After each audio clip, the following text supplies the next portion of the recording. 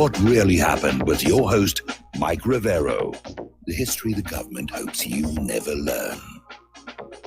Here is your host, Michael Rivero. And aloha, America. Welcome to our show today. It is Monday, and let me scroll on up here, April 15th, 2019.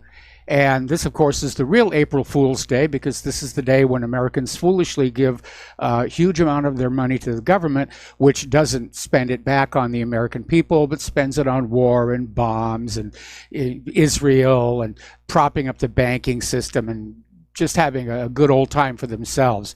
And so, yeah, this is the real April Fool's Day.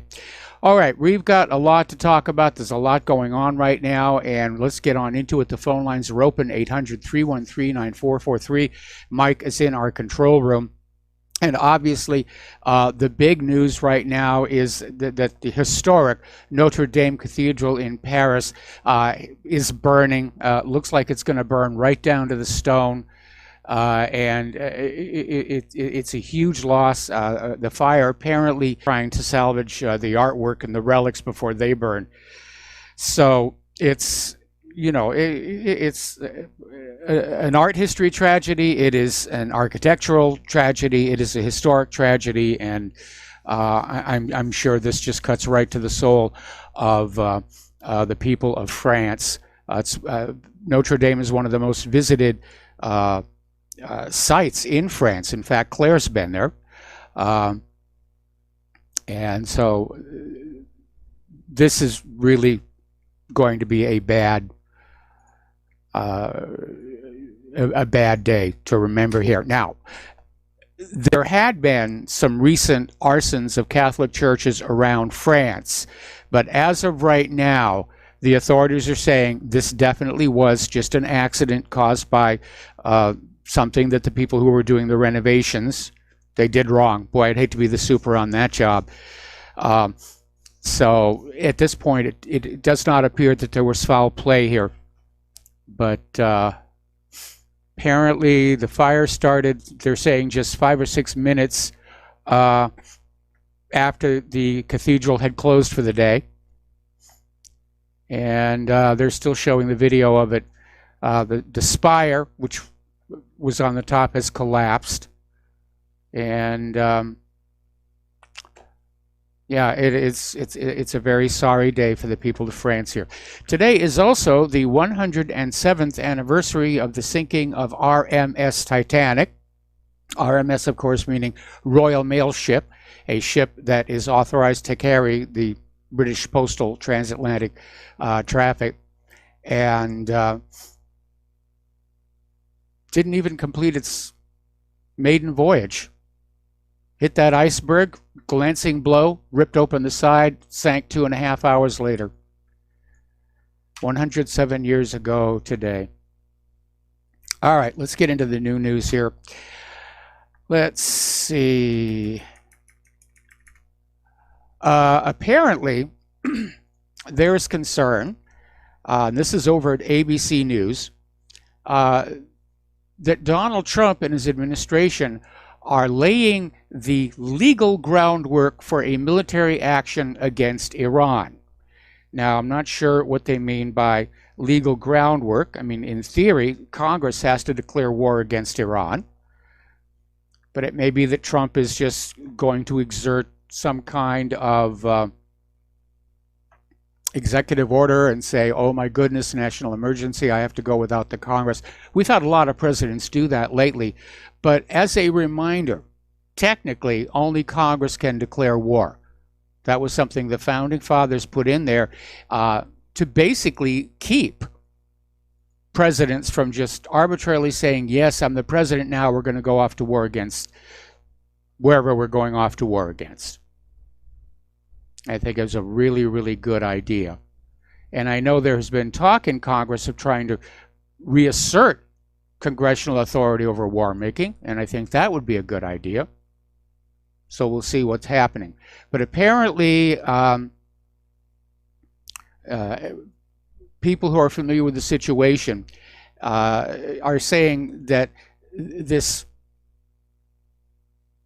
apparently is part of an effort to bend reality with and provide legal justification for armed conflict with Iran. Now, Secretary of State Mike Pompeo announced the Trump administration would designate a branch of Iran's military as a foreign terrorist organization. That, of course, happened last week. And saying the Trump administration is simply recognizing a basic reality. Well, I suppose if you're on the receiving end of being invaded, you're going to be pretty much terrorized here.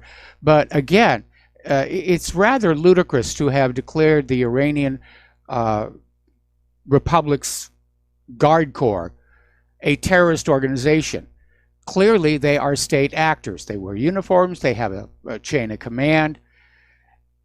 But apparently, that's the first step where they're going to say, oh, Iran supports terror. And yeah, maybe that's the reason they did it. To say Iran is supporting terror and therefore we have to go to war against them. Okay, we're going to do a shout out now to our on-air affiliates who are just now rejoining our network. And in addition to licking their chops over Iran, it does look like there's serious consideration for a military intervention in Venezuela, apparently back on the 10th. The Washington, D.C. based think tank, the Center for Strategic and International Studies, hosted this private roundtable on assessing the use of military force in Venezuela. And a list of attendees was made public.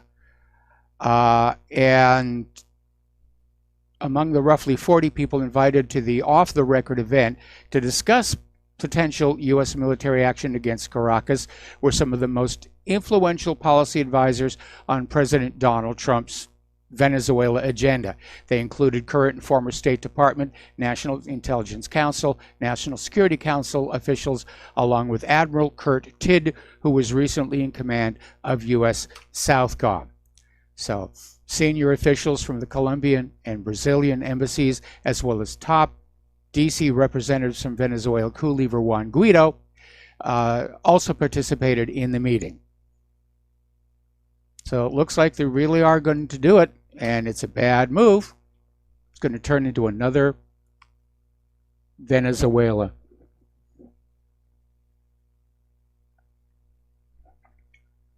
Okay. Canada is hopping onto the Get Venezuela bandwagon, if you will. They have sanctioned 43 Venezuelan officials, people close to Maduro. And earlier, Canada became one of the first countries to join the United States in recognizing self-proclaimed interim President Juan Guaido as Venezuela's legitimate leader, with Caracas and its allies slamming Guaido's actions as an attempted foreign-backed coup d'etat, which that's exactly what it is. So Global Affairs Canada has announced they're imposing additional sanctions against the Maduro regime, targeting over 36 officials and others close to the Venezuelan president. Over in Syria, refugees are finally being allowed to leave the Rukban camp, and they're coming out with a rather unsettling story saying that U.S. occupation forces were starving the camp residents. And maybe that's why they didn't want to let the people go, because they didn't want that to get on out there. But apparently these tens of thousands of displaced citizens who have been trapped for years in the Rukban camp by U.S. occupation forces. And Santa said that tens of displaced families, most of them children, women, and elderly, arrived Saturday noon at Jigam corridor on board trucks and tractors. So this is not the first time the U.S. has been criticized for their treatment of refugees.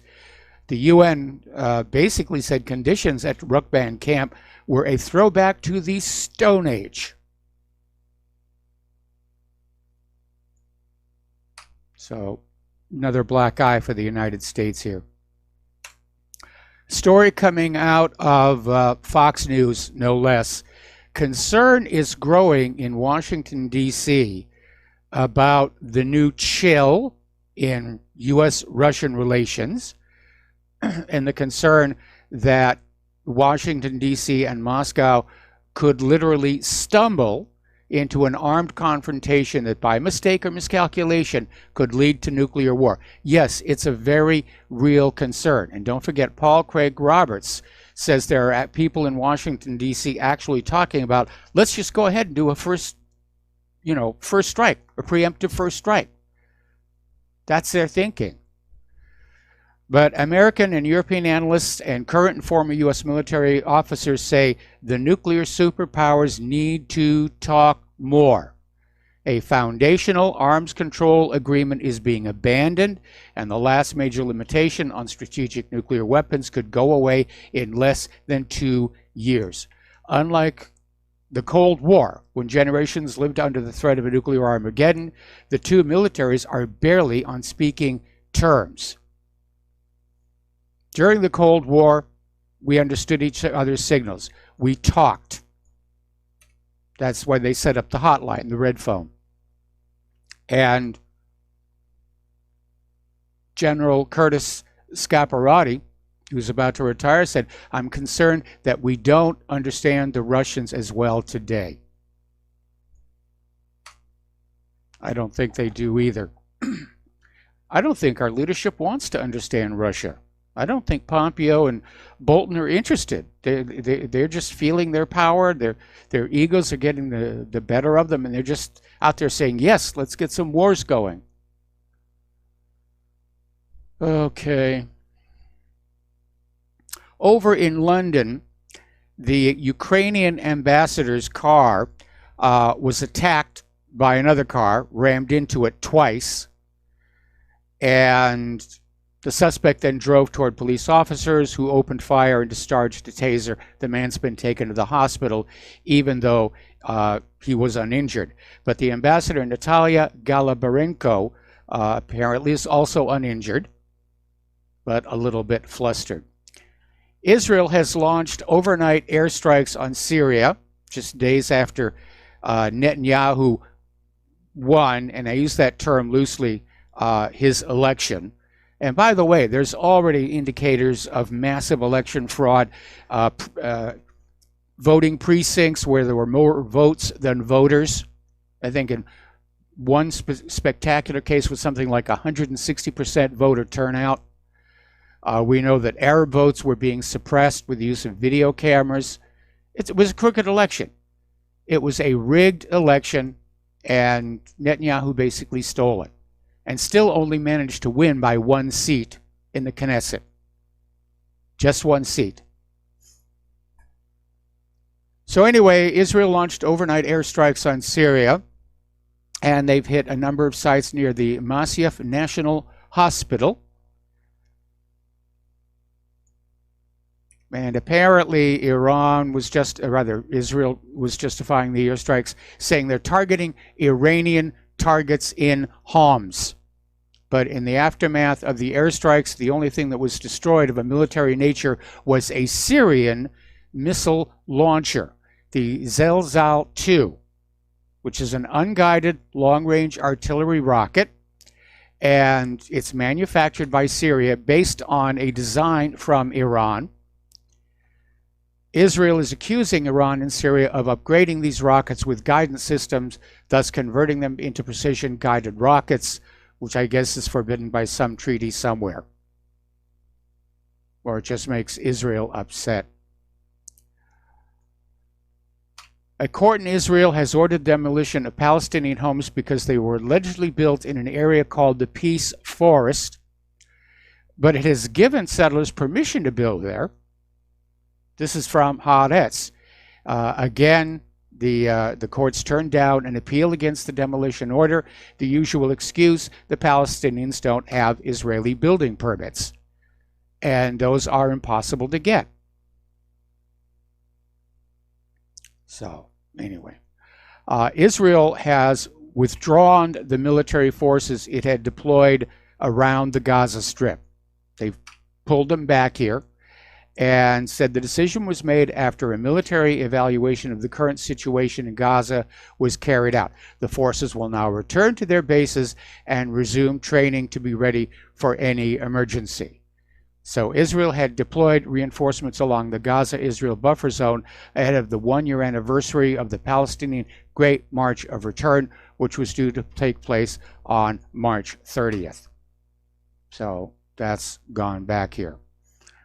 Mike Pompeo is out there saying that if Israel imposes their sovereignty over the West Bank, it won't harm the deal of the century, which basically tells us they were going to give it away anyway. So Pompeo is saying that Israeli Prime Minister Netanyahu's election pledge to annex the West Bank will not harm the deal of the century, and said that the U.S. peace plan will present a different model from the ones that have been used. Now, Trump's Middle East peace plan implies no sovereignty for the Palestinians. In other words, they're going to say, this is all Israel, get used to it. And that's why, of course, Netanyahu's annexation of the West Bank isn't going to harm the deal. This is entirely one-way deal. It's giving Israel everything that it wants and nothing for the Palestinians. They're not going to go along with this. They're not going to go along with this. Now, apparently, the U.S. ambassador to Israel, David Friedman, has announced that his country understands Israel needs to have dominant security control in the West Bank as part of any peace agreement reached with the Palestinians. Basically, he's calling for this deal of the century to include a clear position: Israel will not withdraw from the West Bank to ensure that Hamas is not able to come on in and take political control. This is also consistent with recent Israeli statements about its protection of the Fatah-controlled Palestinian Authority, which would fall immediately into Hamas' hands if such protection was lifted. So basically, Israel's going to stay in the West Bank. They're not leaving, which is what the Palestinians wanted. There's no deal there. There's no deal there. It's just giving Israel carte blanche. Story coming out of Blacklisted News. Acting Defense Secretary Patrick Shanahan was at the Space Symposium in Colorado Springs and said, "We must confront reality. Weapons are currently deployed by our competitors that can attack our assets in space." Shanahan said the U.S. military is not moving fast enough to stay ahead of its rivals, China and Russia, in the space race. He warned that both countries have already acquired weapon technologies with the intent to strike American spy satellites in the event of conflict. Well, you know, the United States has been developing anti-satellite weapons for quite some time. And so I don't know where he thinks we need to go. And I mean, this goes all the way back to Reagan's Strategic Defense Initiative, developing satellite interceptors, smart rocks, what have you. It's just a beg for more money. It's just a beg for more money. They want to have more toys. Alrighty, let's see. He went on to basically say the PLA, the Chinese People's Liberation Army, is deploying directed energy weapons. We expect them to field a ground-based laser system aimed at low Earth orbit sensors, space sensors, by next year. They are also prepared to use cyber attacks against our space systems and have deployed an operational ground-based ASAT, anti-satellite missile system. Well, I wonder how the Chinese solved the thermal blooming problem, or if they've solved it. Okay, we're going to take a phone call now from Dustin in New Jersey. Aloha, Dustin. Welcome to the show. What's on your mind? Oh, I'm sorry. We have to take a break for commercials, then we'll take a call from Dustin. And aloha, America. Welcome back to our show. And now we're going to go to the phones to Dustin in New Jersey. Aloha, Dustin. Welcome to the show. What's on your mind?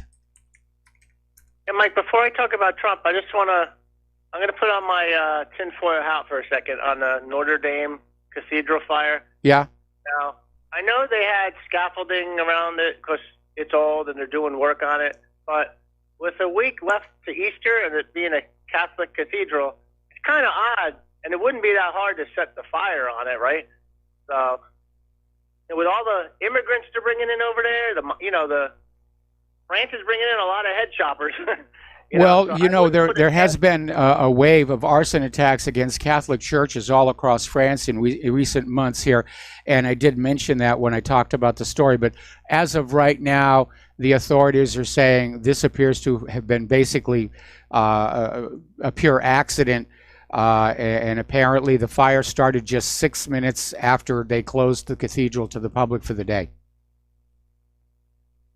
It's just crazy what's going on in the West. It's like, that's an image of the West going up in flames, basically. That's how I look at it. It's like the decline of the Western civilization type of thing. But Mike, on Trump, they got to rename his book, The Art of the Steal.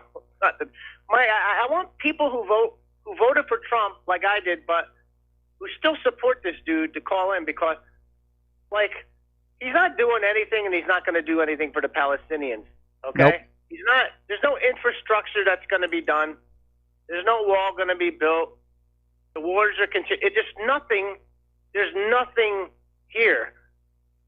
It's more of the same. Yes. And it just, Mike, it just aggravates me. I'm like, every day I hope, I'm like, this dude is pulling a foolie on all of them. I keep telling that to myself. He's fooling them all, and he's going to have this 4D chess like with Julian Assange, and he's going to use Julian Assange and have come out with Seth Rich was behind the leak of the DNC. But I don't see it happening. I just don't see it happening, and I just get so frustrated. Like, what are we going to do? Like, what? How can this crap continue the way we're going? I mean, I don't like, even with the economy, it's not good in the whole Western universe because it's just been propped up with all the money printing. And if it was all good, you wouldn't have to manipulate the interest rates and all that. I just don't know where it's going. It just pisses me off, basically. Yeah, Mike, I was going to say, it's clear that the United States ship of state, if you will, is sailing without a rudder. Nobody's at the helm, and it's heading for the rocks. I mean, this kind of crap dooms societies, and to go along with it dooms your society. And Mike, I don't watch The View or The Five or any of those other freedom of speech and freedom of press. And Meghan McCain tells her, she goes, that's just all propaganda. It's all of them, Mike. Yep. The McCains, it doesn't matter if it's the daughter, the son, they're all part of the same tribal group. They don't care about freedom of speech. They don't care about the borders. John McCain didn't care about the borders in Arizona, right? Yep.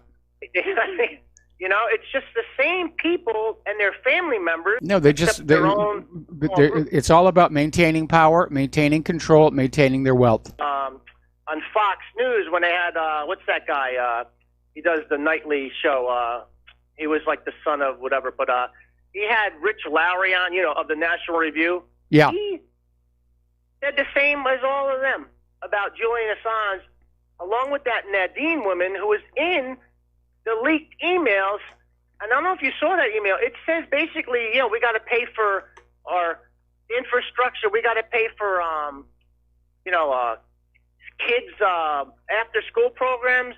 She basically was saying we should steal their oil. Like, that was in the emails. It was something Nadine. I forgot her first name. But Rich Lowry of the National Review agreed with her, so they're all on the same side, and it's not on our side. or the humanities side, basically, Yep. I mean, it's just, they want to, that's what they're doing. They're going around the world to loot and pillage for their own group. And they That's use that as exactly saying, oh, what we're it gonna is. take- I mean, it's been that way all along. I mean, it goes all the way back to the reason we went into Iraq was all about controlling the oil and controlling the currency the oil was marketed for. And they've Mike, gone. one last thing before I get off the phone. Sorry Well, about that. actually, I got to put you on hold. We got to take a break for commercials, and when we come on back, we'll finish with Dustin, and we've got another caller waiting on the line who wants to talk about Notre Dame. So stay tuned, and we'll be right back. And aloha, America. Welcome back to our show here, and we're finishing up with Dustin in New Jersey. Dustin, you said you had one more thing you wanted to share with us. Yeah, I just wanted on the Duran, because I think that's the second most informative site next to yours, Mike. The Duran. They had a thing about Sergei Lavrov saying basically there's a new world order coming, and it's replacing the liberal world order. And I thought that was fascinating for him to say that, which of course is Sergei Lavrov. We all know who he is. And I want everybody to just check that out and get a little more informed. And Mike, I want to say one more thing. If some of your listeners think being in the empire is so great, remember, you'll never benefit from being in the empire.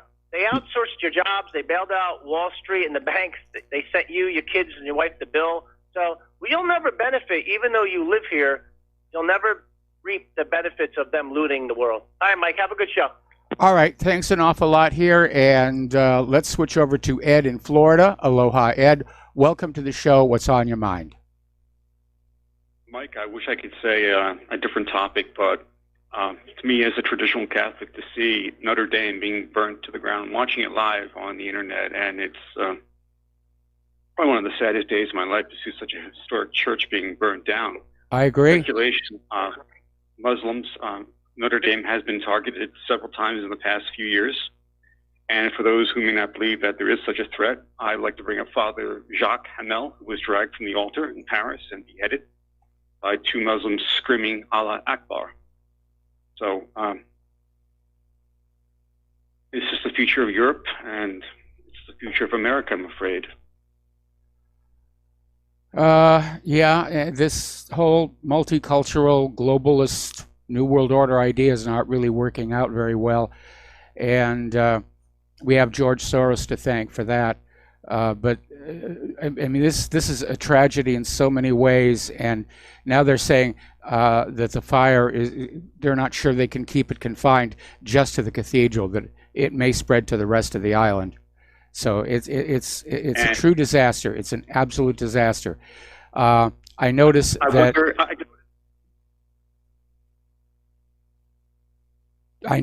the shall we say celebrity clergy are already out there giving interviews. They've got Cardinal Dolan on Fox News, basically saying what we're all saying. It's a tragedy, and it's a great loss to history. I'm hoping that they were able to rescue the artwork and the relics, but it's going to burn right down to the stone. That's what's happening right now. Timbers are burning. There's nothing left. Nothing. Glass, anyone would know with any kind of murals or anything, they just pop out. They burn. They pop. They're gone. Yeah. They melt. Lead. They used lead to make those back in the 1120s or 1100s when they first started. It's burned to the ground. And I just wonder if our illustrious president is going to come out and denounce this as a hate crime. As quick as he was the shootings. Again, the authorities are saying this appears to have just been an accident sparked by the renovations work, and they're not saying that this was deliberate arson, at least not yet. I don't think not yet. And the chances are, if it is, Mike, they'll never say so because I'm sure it will infuriate a lot of Europeans. I think, if anything, this will be just another conspiracy theory years to come. Did it burn down by a Muslim, or was it burned down by renovation work? We'll never really know the truth. But well, I think the fact that the fire started way up on the tip of the roof where the work was being done, I think is a reason to say that it was sparked by the workers, Maybe, it was the end of the day, they put something down, afraid wire's all it's going to take. It's a horrible, horrible tragedy. But see, if somebody did do this deliberately, it is going to have a backlash. And the authorities are not going to be able to keep it under wraps, because whoever did do it is just going to get on out there and say, look, we were responsible for this. We're these non-state actors, and we're responsible for this. And I hope that's not going to happen, because I don't want to see Europe descend into literally Christians against Muslim civil war, because I think that would suit somebody's agenda just fine, but it would not be very healthy for the European people. Anyway, thank you for the phone call. We're going to let you. Yeah, we're going to let you go. Thank you very much for the phone call. Yeah, it is a tragedy. There's just no two ways about it. I mean, not just a Catholic cathedral. This thing is a cultural icon of Europe. We've all grown up knowing about Notre Dame Cathedral. I mean, they've made movies there. It's a shame. It is a real shame. So the firefighters are still trying to put it out. The politicians are starting to make speeches. So are the clergy. And I hope the stonework holds up, because then they can renovate and rebuild the interior, which they were doing anyway.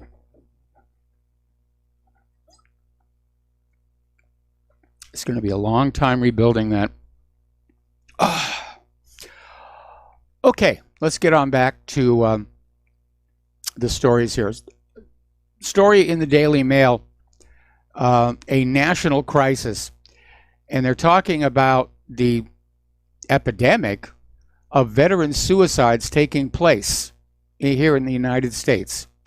And they had 3 military veterans committed suicide within 5 days of one another at VA facilities in Georgia and Texas. 29-year-old Gary Presley was discovered inside a car, found with a gunshot wound to his chest. It is a national disgrace how the VA treats our returning veterans. And by the way, those of you who are parents who've got kids who are actually considering enlisting in the military, you ought to take them on out to the VA and say, this is how you're going to get treated if you make it back with less than your full complement of bodily parts. Okay. We have other callers on the line. Mike in Brazil, aloha. Welcome to the show. What's on your mind? Hi, Mike. It's been a long time since I called because most of the people calling just made my point, so I saw no reason to call. But anyways, I don't know what's going on with that wall on the southern border. And secondly, I want to stress the importance of the Second Amendment. Most people I hear, they say it's about hunting. No, it's not about hunting, because back in those days, in the 1700s, 1800s, there was no such thing as a hunting rifle or a military rifle. They're all military rifles. And this is something they failed to grasp, because what's a military rifle? It's a rifle used in times of war, right? So in those days, they had these rifles, flintstock, whatever they had in those days. So anytime I hear these people talking about, yeah, but in those days, they had rifles, flintstock, right? We're keeping pace with technology. So whatever was designed in those days to be a rifle was a military rifle. There was no such thing as a hunting civilian rifle. And another thing is, I'd like to know what is going on with this wall at the southern border. It's like Donald Trump completely forgot about it. And another thing I was going to tell you about. I just had a recent case talking about vaccines. Okay, I'm jumping from one subject to the other. But I want you to keep this in mind. A a good friend of mine. I lived in Argentina for 5 years, and Yes. I made friends there. And this girl, a good friend of mine, she called me and she told me that her husband committed suicide. And I said, the guy was only 34 years old. How can that be? And she said, yeah, well, he was depressed. And, I said, what kind of medication was he on? And you know what she said? Paxil. The guy was on Paxil. And I told her 3 years ago when she first told me that the guy was on Paxil, I told her, please take him off the drug. It's a dangerous medication. Yep. You cannot have this guy. And she ignored my advice. The guy's dead today. He died a couple of weeks ago. I think it was March 27th, if I remember correctly. So anyway, so I have these issues with the vaccines, antidepressants, then the guns, and then the border. I don't know what to make of this guy, Donald Trump. I mean, I believe in the guy. I voted for him, absentee ballots, right? Because I live in Brazil. So, I don't know what to make of this. The guy promised us the moon off the sky, and he doesn't seem to be concerned one bit about this. And what's your opinion on this? What is this guy up to? Really, Mike? Go ahead. Well, I'm starting to think that Tucker Carlson's got the right idea that, Trump's going to go through the motions of running again in 2020, but he's really not that interested in winning re-election. He's been the president. His ego is satisfied, and that's it. Now he wants to go on and do something else. You think Donald Trump is not running for re-election? You're saying? Oh, he's got a campaign. He's running for re-election, but if you look at the way he's abandoned his base, it's very obvious that his heart is just not in it. Oh my God! I remember, Mike. I was so excited when I was watching his rallies. I was watching all these people, thousands of people filling up arenas. I mean, football arenas and full of people voting for the guy. And then all of a sudden, the guy turns his back on all of us. Yep. He turns his back on you, independent media. He turns his back on me, the guy who voted for him, and I'm sure thousands, hundreds of thousands of other people who voted for him. And the guy is like, I don't know. I don't even know what to believe anymore. I'm so confused because I believed in this guy. What was this guy saying? I believed in him. I mean, unlike the former presidents, right?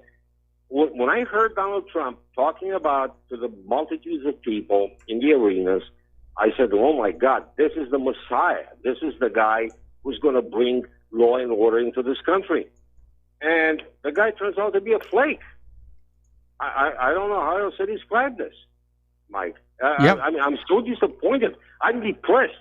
I am really, well, I'm not going to take any antidepressants. Like you, I hate antidepressants.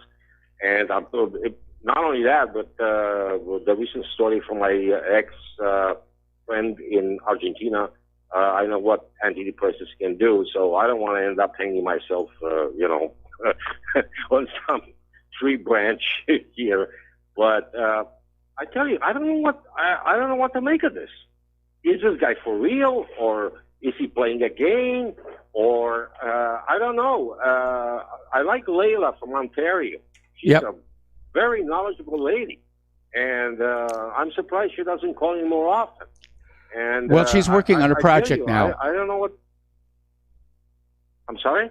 She said she's going to be working on a project, and when the project's over, she'll start calling back in again. Oh, okay. So that explains her absence. All right. But I tell you something. Anybody, one last parting thought here. Anybody who says that the Second Amendment was for, 200 years ago, I got to remind them that at that time, in the 1700s, there was no such thing as a hunting rifle, as a military rifle. They're all the same, okay? So if you hear any Marxist telling you that Yeah, well, those were flintstock rifles. Yeah, but they were military rifles, which means that the Second Amendment protects our right. I think that was Marbury versus Madison. If I'm maybe I'm wrong on this one, but there was a Supreme Court decision that said that the Constitution reserves the right to the people, to keep and bear arms equal, if not superior, to the military. Okay, because in those days, all they had was military rifles. There was no such thing as hunting rifles. There have actually been a number of Supreme Court decisions, and I'm forgetting which one. I think it was United States versus Miller was one of them. Yeah, right. You're right. It was United States versus Miller. You're right. Yeah, I got it wrong here. Marbury versus Madison was about something else. Right. Marbury versus Madison is the one that said if a law is repugnant to the Constitution, it's automatically null and void. Okay, so it applies in this case. Okay, because it is repugnant to the Constitution. Because people do have a right. I'm like you. I believe there are certain people who are not allowed to have weapons, like mentally ill people, schizophrenia and all that stuff that they see things that don't exist. And I'm just like you. I'm for some kind of weeding out people who may put a gun to bad use, like murdering people. And but the fact still remains. The Second Amendment confers the right to the people to keep and bear arms equal, if not superior, to the military. Or at least the street criminals. Was the whole point. Yeah, well, criminals, it depends what you call a criminal, because you have a lot of political prisoners, Mike, in the United States. Think about all No, those, but I'm saying, common sense says that law-abiding citizens should have access to weapons equal, if not superior, to those in the hands of the criminals. And the criminals are out there, with a lot of very powerful stuff. That's right. You're not going to get any argument from me on that one. I agree with you perfectly, 100%. The thing is that these people are like they want to confiscate everything. Look at New Zealand. What happened there? Yep. It's obviously a stage event. You don't have to be knowledgeable in false flag operations. All you have to do is just look at the details, what happened, and the fact that they banned the video. What were they afraid of? Yeah, definitely. Okay, Mike, got to let you go. Got to take a break for commercials. Okay, we have other callers waiting on the line, okay. And we'll be right back. And aloha, America. Welcome back to our show. Let's get some of these phone calls out of the way. Keith Rogers. Aloha, Keith. Welcome to the show. What's on your mind? Well, good evening or afternoon. Well, it's evening here. So anyway, good afternoon there, Mike. I want to clear up a few things here because, me and my show, I get tired of this constant victimhood. Noam Chomsky has a great video on the United States policy on Latin America, and I sent you an email earlier, kind of in a joking way, but it was called I Grew Up in Las Vegas Too, But it's how the mob works. They go in these countries here, and they break a few legs and stuff, and of course these are supposed to be examples for other countries to say, hey, if you don't pay attention, we're breaking your legs too, But this is how this corporation that we have works today. The same with Donald Trump. You can go over to YouTube and watch the video. Zionist Jews admit that mass immigration is number one on their agenda, as well as Israeli arms sales to Honduras, all this stuff like that, Yes. And then, of course, Trump caves in on the immigration, saying, well, corporations need the immigrants like that, as he admits in the same breath that 95 million Americans are out of a job. Then, as far as this cathedral type thing over there, whether or not it was terrorism or not, I would invite your listeners to go over there and just Google the images of Raqqa, Syria, and compare that with World War II's Hamburg, Berlin, Cologne, or whatever like that. This is a systematic destruction of entire cities, mosques, everything like that. And then on Richie Allen's show today, he highlighted that 30 years ago was that stadium disaster over there, to where all those people got trampled and stuff like that, yes. 70 or 90 or something like that. Anyway, the state finally admitted that they were behind it and that all the police were Masons and stuff. They were protecting each other and stuff like that. But anyway, he had a caller on there and was talking about some stupid sports player. God, I hate sports. His name was Israel, something like that. But he'd made some homophobic remark like that, and they want him ousted from this game like that. And again, we're back to this victimhood. Where if gays want their rights and stuff, I have no problem with that whatsoever there. But if gays want to join the military and go kill people like that, they're subtracting the rights of other people. It's constant victimhood that everyone has always got to be the victim. And now, like with this black reparations and stuff like that, why should I pay? You know, the old saying is, if you don't break it, don't fix it. You know, well, I didn't break anything. It was born before I was even around like that, you know. But everyone wants to be a victim. They want paid for something. They want emotional support. Like if this Notre Dame burns down, stuff like that. Well, you know, biblically, for the spiritual person like that, stop storing up things for yourself on earth. You know, your treasures in heaven. You know, but everyone wants to be a victim. You know, what about being a victim of U.S. terrorism, all based on lies? Anyway, you're on the short end of your hour here, so I just like call in and give you my 2 cents. But best you and Claire, okay? All right. Well, thanks an awful lot here, and we're going to let you go, Keith, and let's start with Tony in Puerto Rico. But Tony, I'm going to have to take you through station identification. What's on your mind? Hi, Mike. I'm glad you're feeling better and you're looking better. Listen, Mike, I have a couple of questions. Yes. Actually, there are 3 questions. Do you think that the Barbary Wars, the Louisiana Purchase, were unconstitutional? And do you think that Thomas Jefferson, besides the Sally Hemings incident, was the greatest president we ever had? Okay, well, I'm hearing the music, so let's take a break here for station identification, and we'll come back and we'll go through that all over again. Okay, Tony? Thank you. Okay, I'll wait. All right, we'll be right back. Aloha, America. Welcome back to our show, and we're talking with Tony in Puerto Rico. And Tony, you had asked if I thought, well, you started with the Louisiana Purchase and then the Barbary Wars, and then basically came on back and asked if I thought Thomas Jefferson was our greatest president. Am I correct? Tony, are you there? Okay, I guess we lost Tony. Hello. There you are. Okay. Hello, I'm here. Okay, good. Yeah. Yeah. Listen, I have a 3-part question. Yeah. Do you think the Barbary Wars, the Louisiana Purchase, were unconstitutional? And do you think, besides the Sally Hemings incident, Thomas Jefferson was the greatest president we ever had? I think the Louisiana Purchase is in kind of a gray area.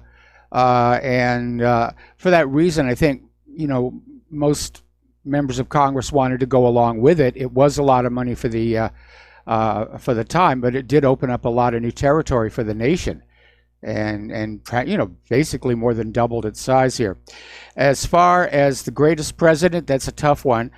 Thomas Jefferson was a great man. There's no question about that. He created a brilliant system of self-government, which we have unfortunately lost. But I would have to say that I would hold Andrew Jackson above Thomas Jefferson in esteem as president, because it was Andrew Jackson who was able to shut down the first bank of the United States. Okay, thank you, Mike. All right, thank you, and we're going to switch over to... I'm fine. I believe that was the first bank, was the first attempt from the Redcoats to come in, and Andrew Jackson took out their second attempt. I believe the way that came down, I'm not sure, would stand corrected, but either way, they were out until the cutthroat and Wilson came in and then apologized later. Wasn't that cute when he apologized after he'd already sold us down the river? Yep. But Michael, here's the way I look at it, is that I'm ex-military. They trained me, and I'm sitting here right now at 65, and I'm looking at all the things that happened in this country. I'm wondering, you know, I'm not wondering any longer of what I was doing there on the wrong side of the Dang River in Cambodia. You know, what was I doing there? Why? And so, from all the things that they trained us, I've just decided to. It's time to. I guess the term now is reverse engineer.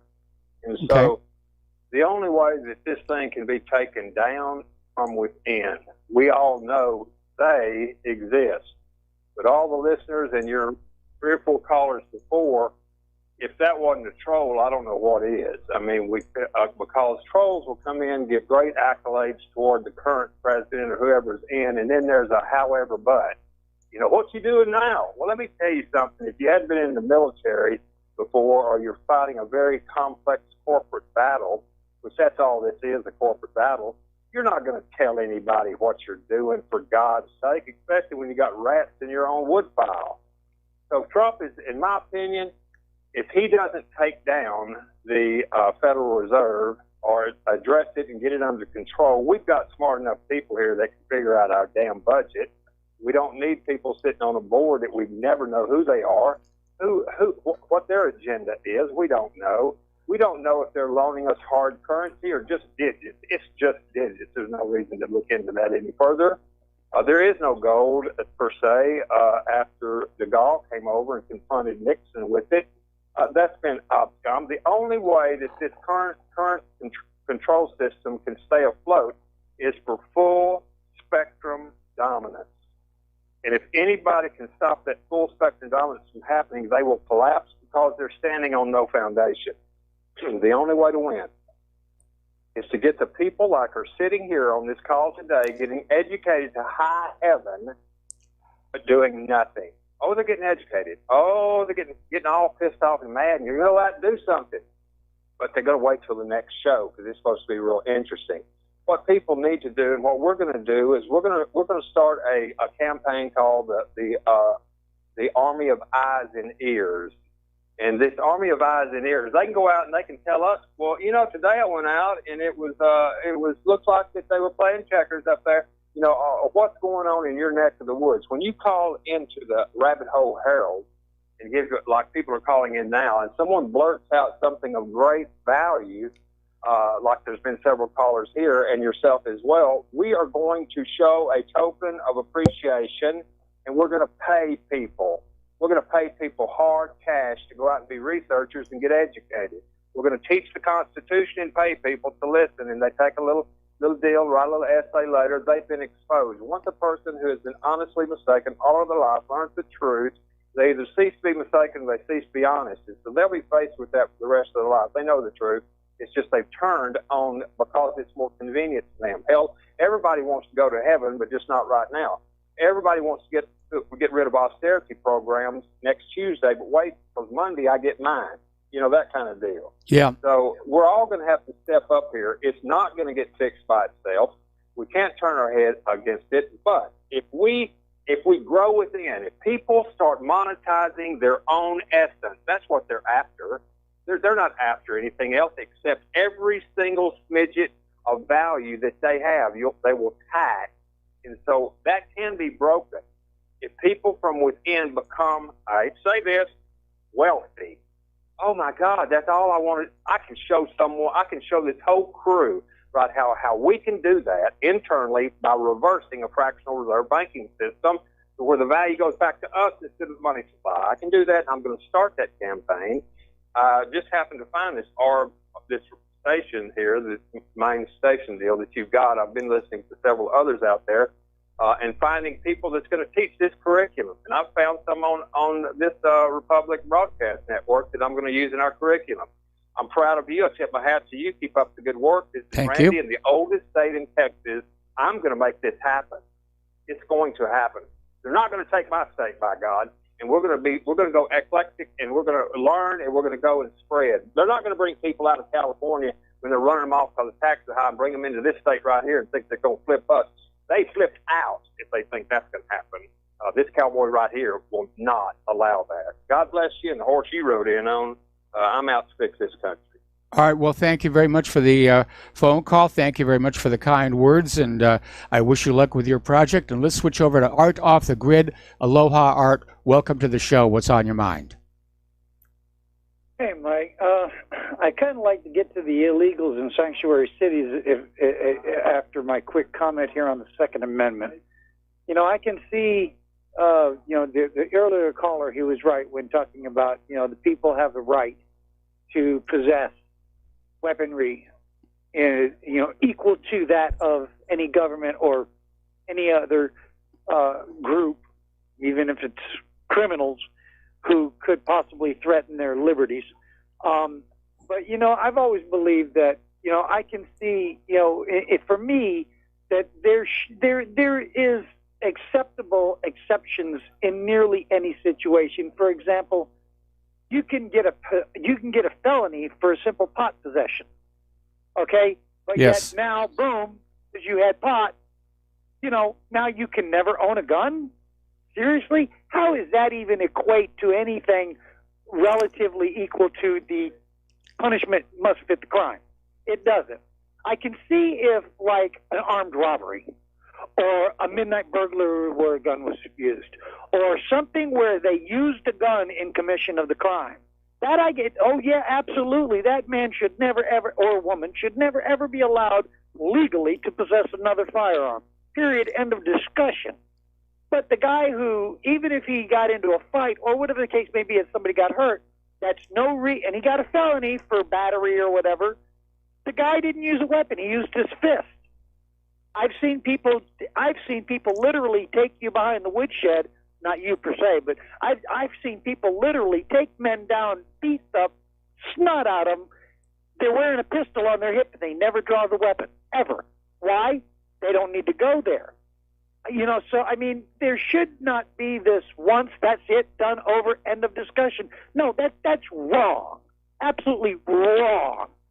And if you do get a felony where, say, it was assault or something like that, you keep your nose clean for 10 years, boom, that's it. Dude, go get your shotgun, go get your rifle, whatever. You showed that you've changed. But no, they don't make that exception. They just want to automatically, boom, that's it. No more.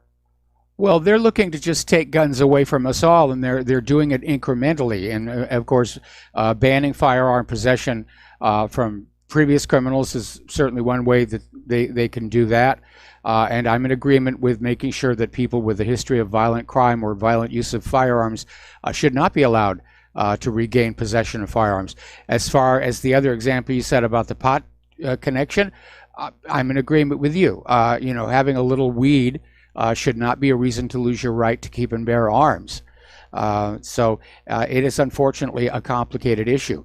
But in the long run, what the government really wants is to find an excuse to disarm us all, because they're afraid of us now. They're afraid that we have woken up to what's been going on. We know what our recent history has really been all about. There are a lot of people who are out there talking about, doing something about the government. I don't agree with that, but the talk is definitely out there. And so the government is feeling like they need to find a way to disarm us all.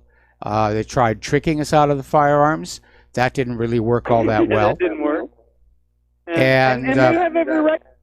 Look at everything they've done, and like you say, the people are starting to get this figured out, so they have every right to be very, very afraid. Now, with this thing about illegal immigrants, when I first heard Trump was talking about sending these illegals to sanctuary cities, Mike, I got all kind of stupid giddy, because I'm thinking, I've heard people talk about, why would you want to send all these illegals to these sanctuary cities and make the sanctuary cities stronger? Well, here's how this works. You take, and boy, I wish I had Donald Trump here, because I think this is a wonderful idea. You take all of these immigrants that they're rounding up at the border. Okay, you're going to cut them loose. Don't take them downtown, whatever city, Texas, whatever. Take them put them on buses. Dude, I will gladly forfeit 1 month's pay for as many bus tickets as I can afford to buy to such cities as San Francisco and Chicago and all of these others. I will buy a bunch of bus tickets to ship these folks there, with the understanding you don't get off this bus until it gets to its destination. And then you tell these sanctuary cities, okay, you want to come out, you want to make comments like, and I've heard, people in Congress talking about the right could learn from us. Okay, fine. Let you show us how this works. We're going to send all of these people to your city. You think it's a great thing to have this open door policy and no borders and what? Oh, and by the way, Nancy, your wall's got to come down, because remember, walls don't work. Okay, so Miss Pelosi, your wall got to come down. You got a big yard. How many tents you think you can put in there? Okay, now we got it rocking and rolling. You show us how this works. But understand this, you don't get not one penny of federal funding to take care of these folks, because remember, you're the compassionate ones. You're the humane ones. You're the ones with the open hearts and the open door policies. So your finances is what's going to support these folks. And when this is over, you come let us know how well this worked out for you. Yep. No, I mean, we're starting to see people already change their tune and say, you know, Sanctuary City was a symbol, and you know, we think other cities, counties, and states should do it. But now that Trump is talking about just shipping all of these tens of thousands of illegal immigrants to the sanctuary cities, they're in a panic because they know it isn't really working out. It doesn't make their cities stronger. It makes their cities worse. And we're going to be talking about that a little bit further in the show. Yeah, and keep this in mind too.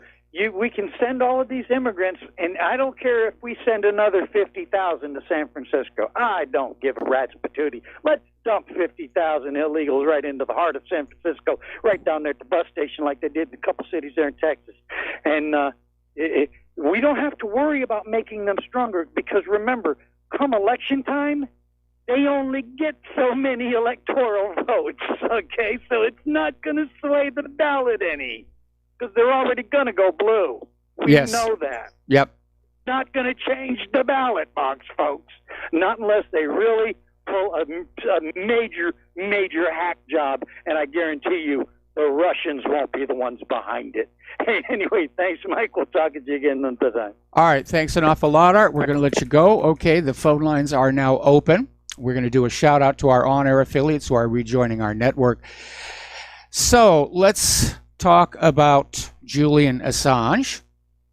Apparently, over this last weekend, there were several demonstrations in support of him, calling for his release, calling for amnesty.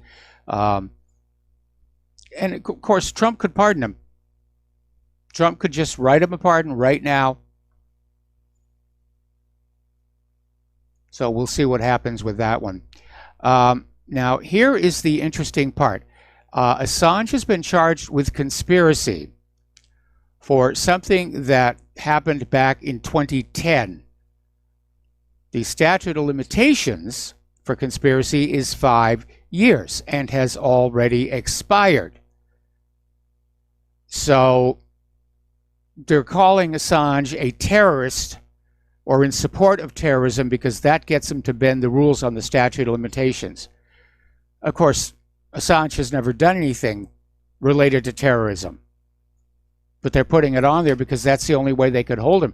Right now, for all the crimes that Assange can potentially be charged with, the statute of limitations has expired. The only real trouble he's in right now is jumping that bail hearing.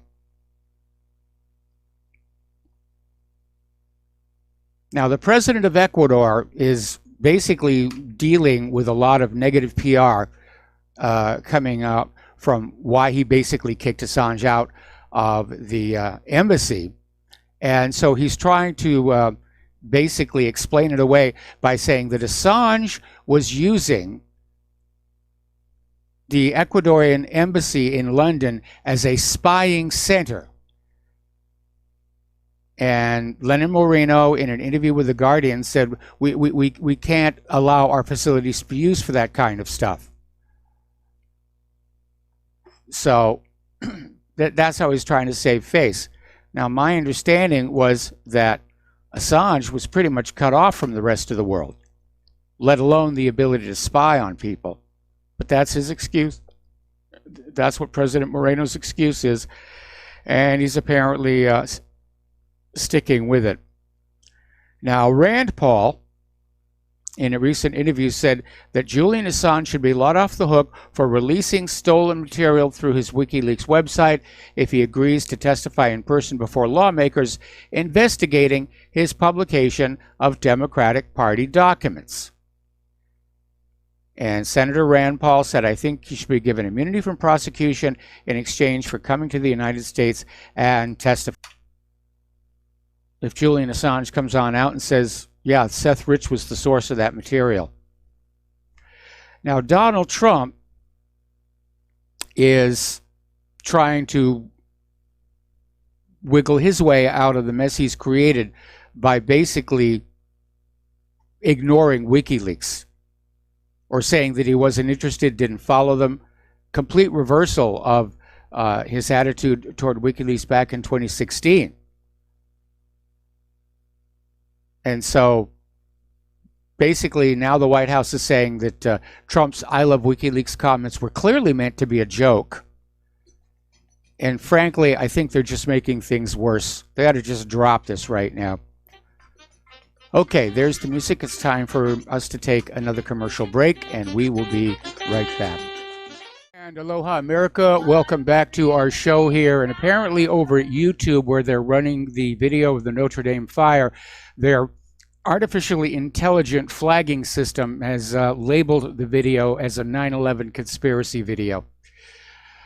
Okay, let's go to the phones here. Ray in Indiana. Aloha, Ray. Welcome to the show. What's on your mind? Hey, thanks for taking my call. It's the first time I'm a podcast listener, and it's the first chance I had to get in and talk.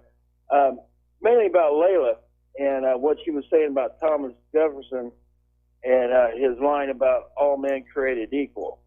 He was not saying all men are equal. That was their way of being nice and saying we were a secular nation, that there was no divine birth. Yes. What my interpretation. And he never once said all men are created.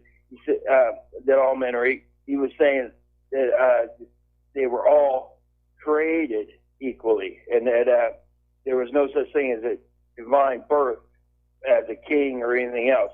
So basically, he's saying we were a secular nation, and that was an easier, nicer way to say that. And then one other thing about the founding fathers, and you brought it up before, where they used the line "pursuit of happiness" and took out personal property. And so my research has shown that that all had to do with slavery, because the South was counting. And what was really strange, they didn't use the word slavery. They used the term Negro servant. And the Negro servant was considered property to them. And so the founding fathers could not agree on if a slave was property or not. And so that's why they took out that personal property out of the line, life, liberty, and personal property. It went with pursuit of happiness. That's my interpretation, my research of reading the founding fathers. And along those lines, and then I forget which one of the Federalist papers, they were actually talking about limiting congressional representatives to a certain number citizens that they instead. And so if they had adopted that, then the Electoral College would have made more sense. Right now, the Electoral College doesn't make any sense because you got 500 and some odd voters deciding 300 million people. And I don't think the founding fathers ever envisioned 535 electoral votes determining the outcome for 300 million people. So and my suggestion for a blueprint for a future that you use that term several times is limit the number of citizens that a single representative represents. Because right now they're up to almost 700,000 people in a congressional district. How do they honestly think that they could actually represent 700,000 people with one person? And I think that's where we made our big mistakes, with letting Congress limit it to the 400 some odd representatives and never changing that number. We need to limit it. We need to limit it to the amount of people that they represent. Those are just a couple things that I've been wanting to say for months, and this is the first chance I had to get through. So I do appreciate your time and let me voice my opinion on that. But Layla is a smart caller, but I think she's way off base on that Thomas Jefferson never once said that all men were equal. He said we were all created equal. That's true. There's a big difference. Okay. Well, I appreciate your time, and you have a great show, and I enjoy. Thank you so much for the podcast. I download those every day, and I listen to them. Usually when I'm doing my workout on the treadmill, and and I will try to get some money your way, but I'm one of those working poor, but your show, I'm an informed voter because of your show, and I do appreciate that. Well, thank you very much, and thank you for the call, and thank you for the help in keeping us on the air. Okay, we're going to start with Jim in upstate New York, but Jim, I'm probably going to have to go to commercial break and take you on through to the other side. What's on your mind? Yes, sir. I think symbolically, you're not really covering the Notre Dame incident here. You know, it's I don't know if you ever been. You ever been to Notre Dame? I haven't, but Claire has. Right. Oh yeah. To tell you, the Twin Towers. The two towers when you come into Notre Dame. It is a Gothic structure. Yes. It's not a timber structure. It has no wood structure within it.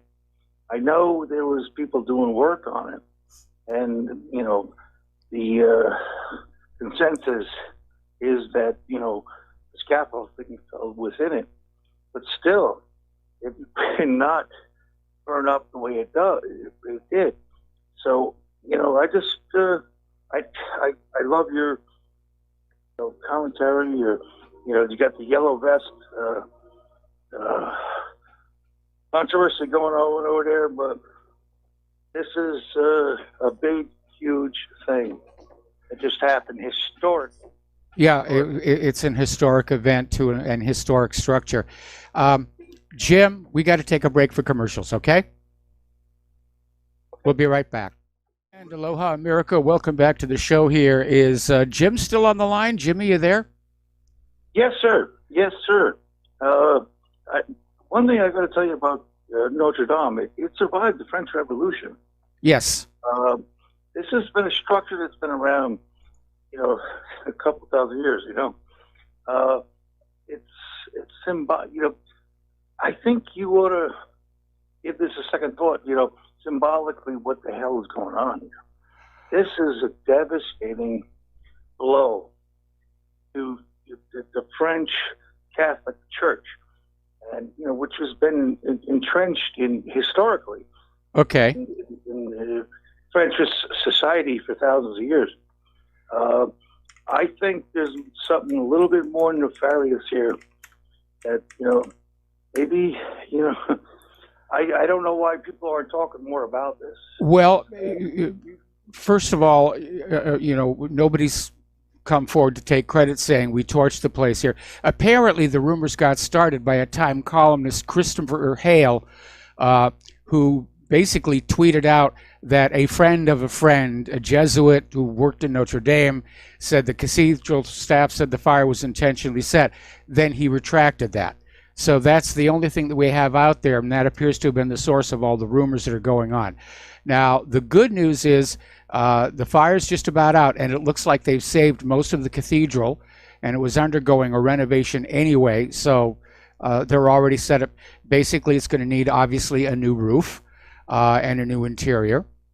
And but it looks like the stonework is still intact after all those centuries. And of course, the interior was wood paneling and various sundry other things as well. So it looks like they got most of it. They saved most of it, rather. Well, but again, symbolically, I think there was something more to this than it's being said out there. And again, I'm not going into conspiratorial land here or whatever, but they got the Twin Towers coming up. All this illegal migration coming into Europe, and what better way to take the Catholic Church down by burning Notre Dame down? You know what I mean? It's a little too strange for me. That's all. That's the only point I want to get across. Well, fires do happen, and of course. Oh, absolutely, but It's a Gothic. Just hear me out. Hear me out. Okay, would Muslims be so dumb as to burn down Notre Dame, knowing that it would result in a huge backlash against Muslims, many of whom had nothing to do with the fire? That's not by inference. That's by what. Believe me, did I say Muslims aren't out? I did not. But Okay. I'm just saying, this is a Gothic cathedral survived over centuries, and then all of a sudden, this thing's in an inferno. Come on, I mean, it's just a little too weird for me. But again, maybe you don't see the symbolism here, or I see the symbolism. No, I don't know. Maybe Quasimodo dropped his bic. Yeah, okay. So, to make fun of it, it's not very funny. But No, it isn't funny, but on the other hand, I don't think we should be trying reading more into this than without some actual information. And like I said, why did it survive the French Revolution? Yeah, I know it survived the French Revolution. Right, but all of a sudden now there's an inferno there. It's burned out. I'm sorry, sir. I really, really respect you and everything, but I think there's something weird going on here. I really do. But on that note, I'll let you go. All right, thanks an awful lot. We're going to let you go, and let's see. I'm looking at an article now where it looks like the main structure and the towers of the Notre Dame Cathedral have been saved. They've got the fires out, so they're going to be able to rebuild, and that would be a great thing. And of course, this stonework is the part of the cathedral that does go back 800 and I think it's 60 years or 800 odd years, because certainly many of the other parts, like the interior paneling and everything, have been replaced multiple times throughout the years. The big one, of course, is going to be getting the stained glass windows repaired, but I'm sure they'll get it done. And could have been worse. Could have seen the whole thing collapse. And again, this Time columnist Christopher Hale was the one who tweeted out that a Jesuit friend who worked in Notre Dame said the cathedral staff told him the fire was intentionally set. Then he pulled back on it. So we don't know where that came from or whether it was real or not. Okay, let's see. Now then, Valerie Jarrett was a top advisor to former President Barack Obama, and she wrote this book. And it came on out and soared to bestseller status, but oddly enough, it's ranking dismally on Amazon and at Barnes and Noble. So a lot of people were saying, what is going on here? And did somebody pay a company to game the numbers? And apparently this is actually a business. Companies like Result Source will help authors buy their way onto the bestseller list. And the bestseller lists exclude bulk sales, so they work by buying large numbers of books in a way that appears as manual individual sales. In other words, they have people drive all over town and buy the books at the bookstores just one at a time. And they do this during 1 week, which gets the numbers high enough to place on the top 10 during the launch week.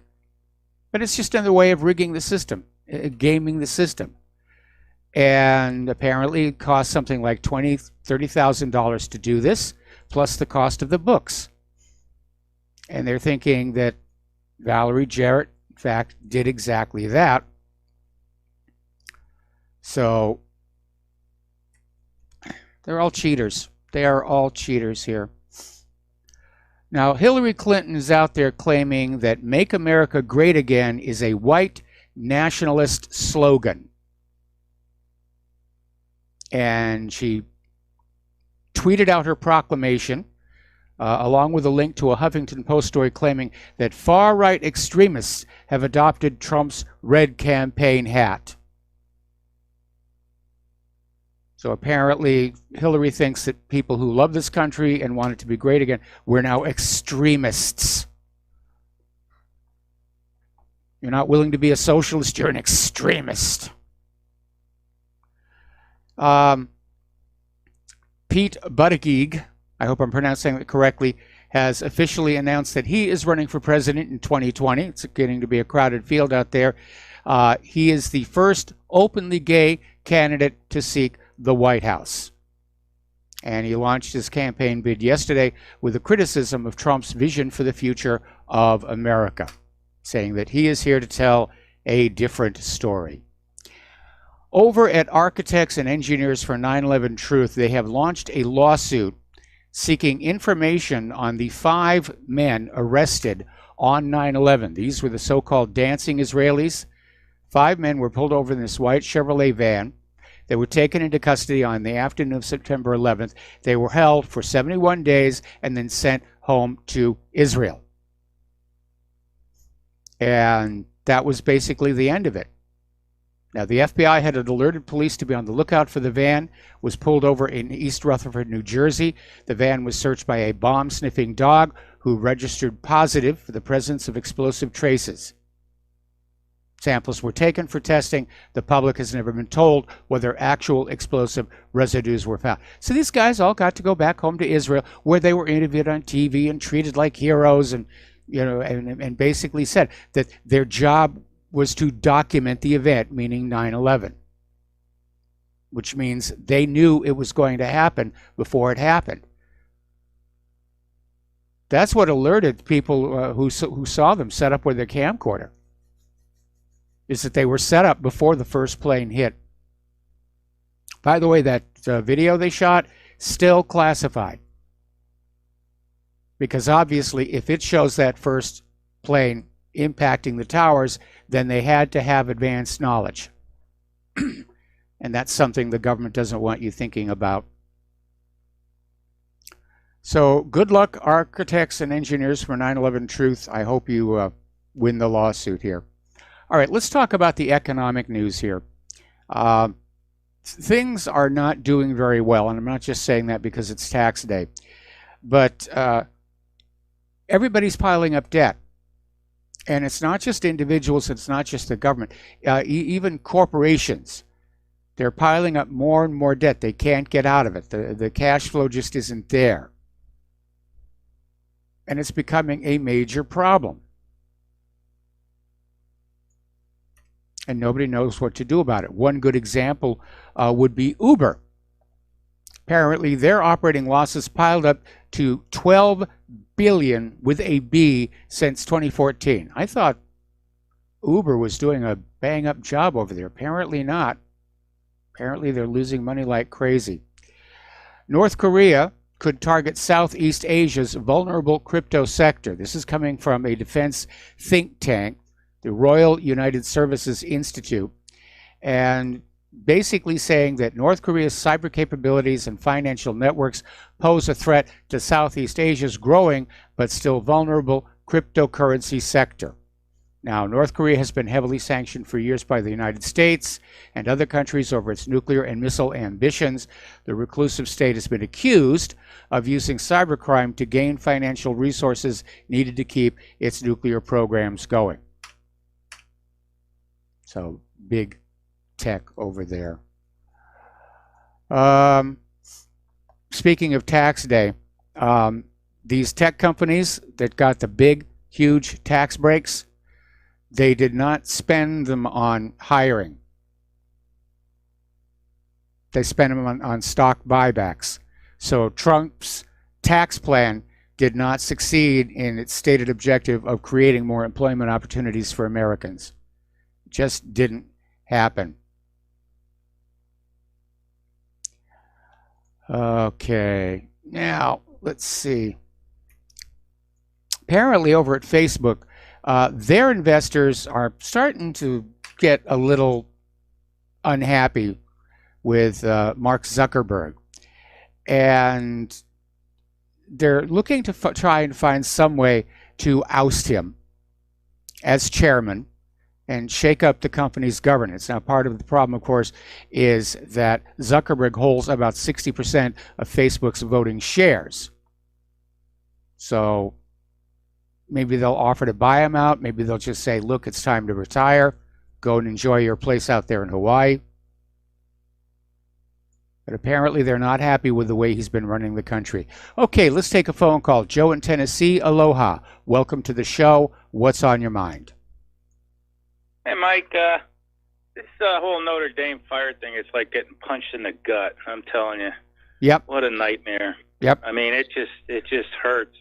And I do think it's very, like, symbolic on a higher scale of the collapse of the West and Christendom and France.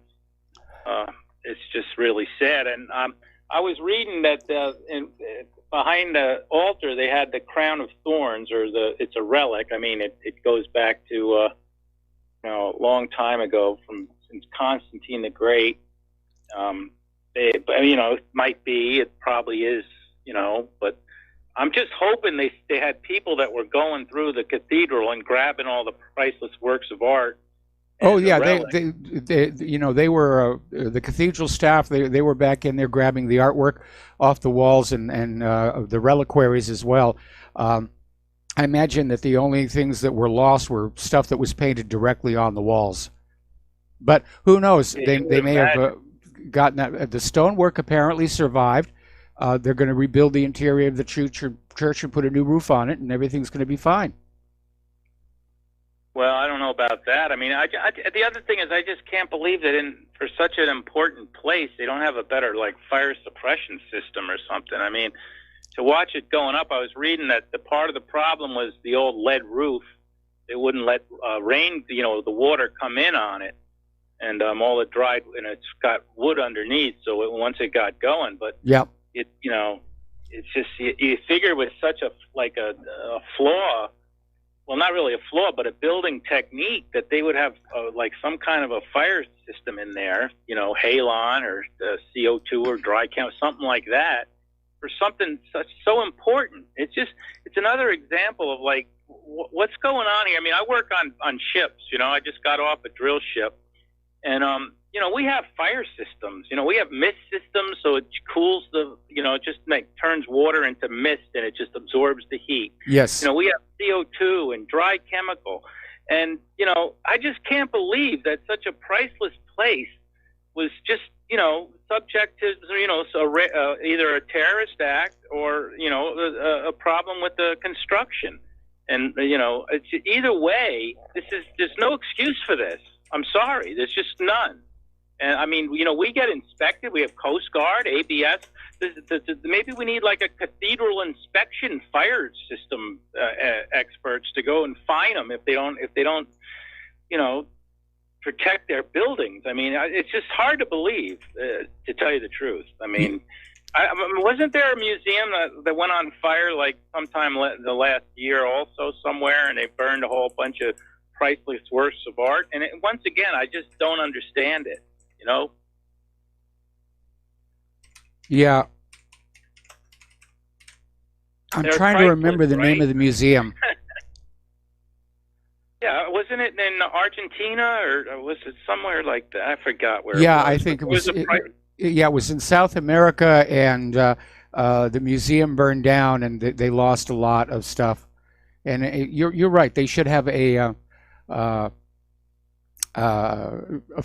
fire suppression systems, but very often these museums don't have that kind of a budget.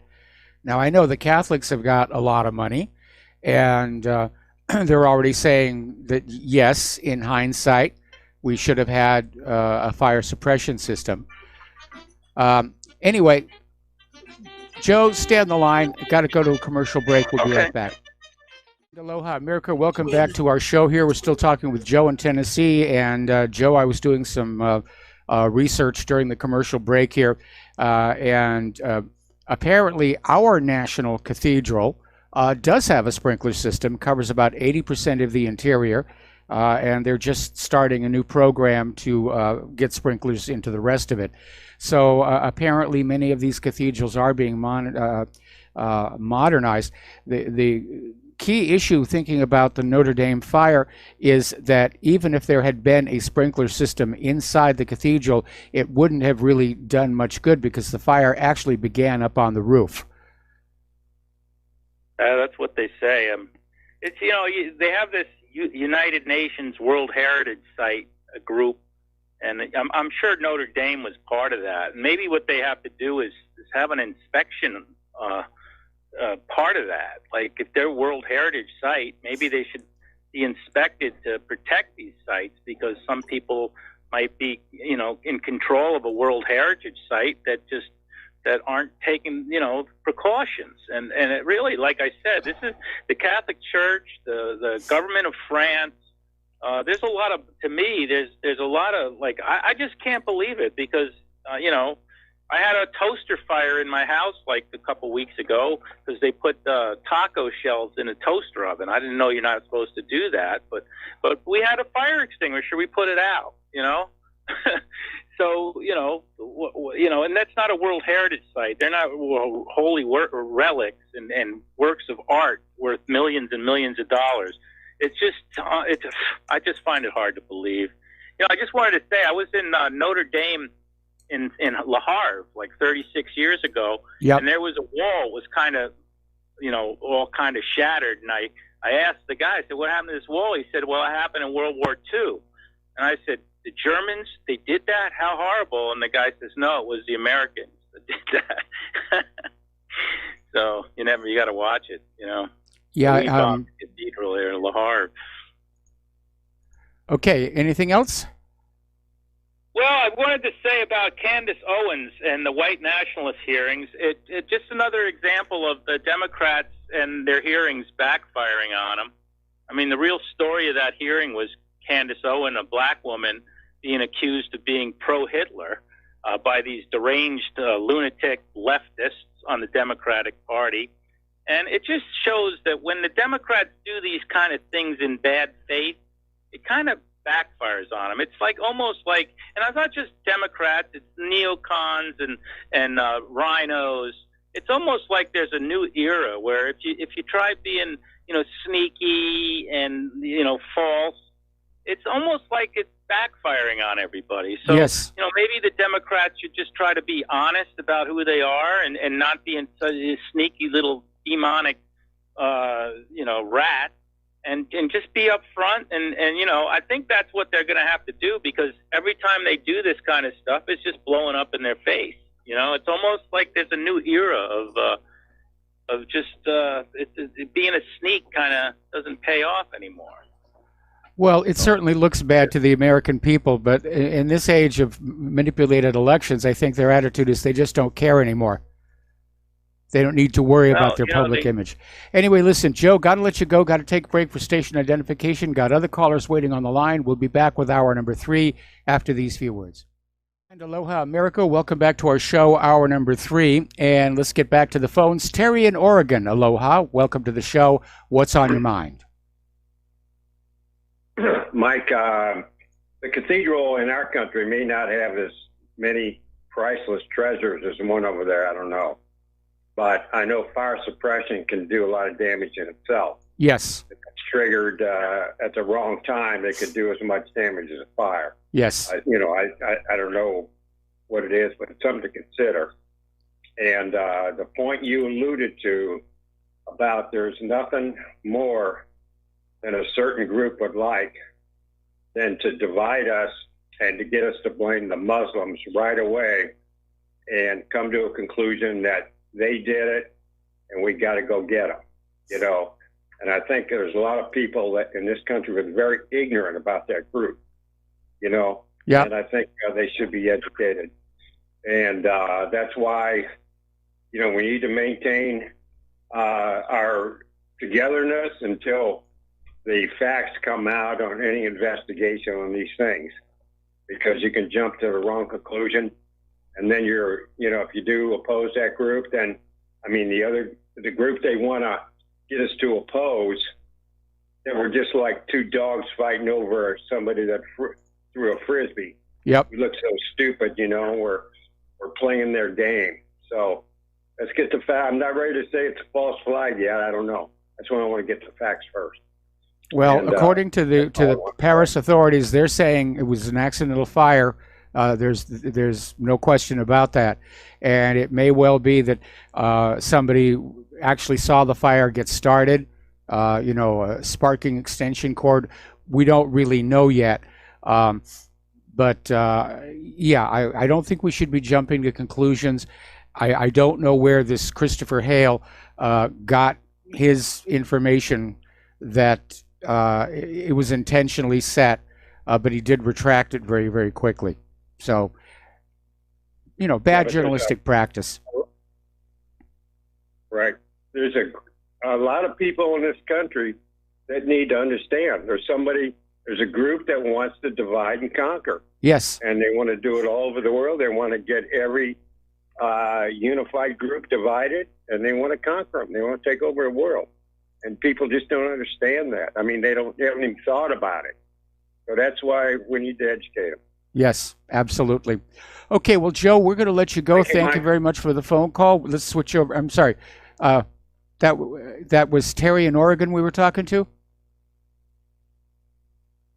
Yeah. Okay. Let's switch to Peter in Los Angeles then. Aloha, Peter. Welcome to the show. What's on your mind? Yeah, hi, Mike. I agree completely with Terry. Just what you said about the Freedom of Information Act on the 5 dancing Israelis. It hasn't been released. By the way, if this were arson, if this were something like that, in such an iconic building like the Reichstag, like the Twin Towers, honestly, Mike, the question is, would they tell us? I don't think that they would. Just like they suppress like the Muslim rape numbers in Europe and crime numbers here. They even suppress, black crime numbers here. Yes. They suppress everything. As a matter of fact, I was reading where they were just suppressing still. The CIA doesn't want any more torture information, which, remember, they bugged their own Senate Oversight Committee and then claimed that they lost or somehow got all the records of the torture got destroyed. Whatever, none of that stuff gets released, and it only they let us only know what they want us to know. But that's not the real reason why I called, and that is this thing with I just read where Hillary Clinton. I think I may have said it to you. Hillary Clinton is saying that anybody who wears the MAGA hat or adopts the slogan "Make America Great" is a white nationalist or yes. A white supremacist or whatever. Mike, that was framed by her campaign during the election. Yes. You remember when they were beating up everybody and the Antifa thugs were out there? The violence was coming always from them, never from the, try putting a Trump sign in your lawn or on your car and see what happens. But that was going on even back then, and then all the riots, the Soros-funded riots with Antifa, and all that stuff. But they have been working on that, framing that narrative for now, 3 years? Yes. 3.5 years even? And it's ridiculous. And the gentleman from Tennessee talking about Candace Owen, wow, what a wonderful and articulate and courageous, frankly, stand-up speech she made at that ridiculous white people are all bad committee meeting. Held, by the way, my own congresswoman was involved in that, Karen Bass. But at any rate, it's a concerted effort. Has been for a long time. It's more of the divide and conquer thing. Yep. It's more of the divide. It's a more marginalization of the only people, really, who can stand in the way of the people that Terry was talking about who want to divide and conquer and rule everything.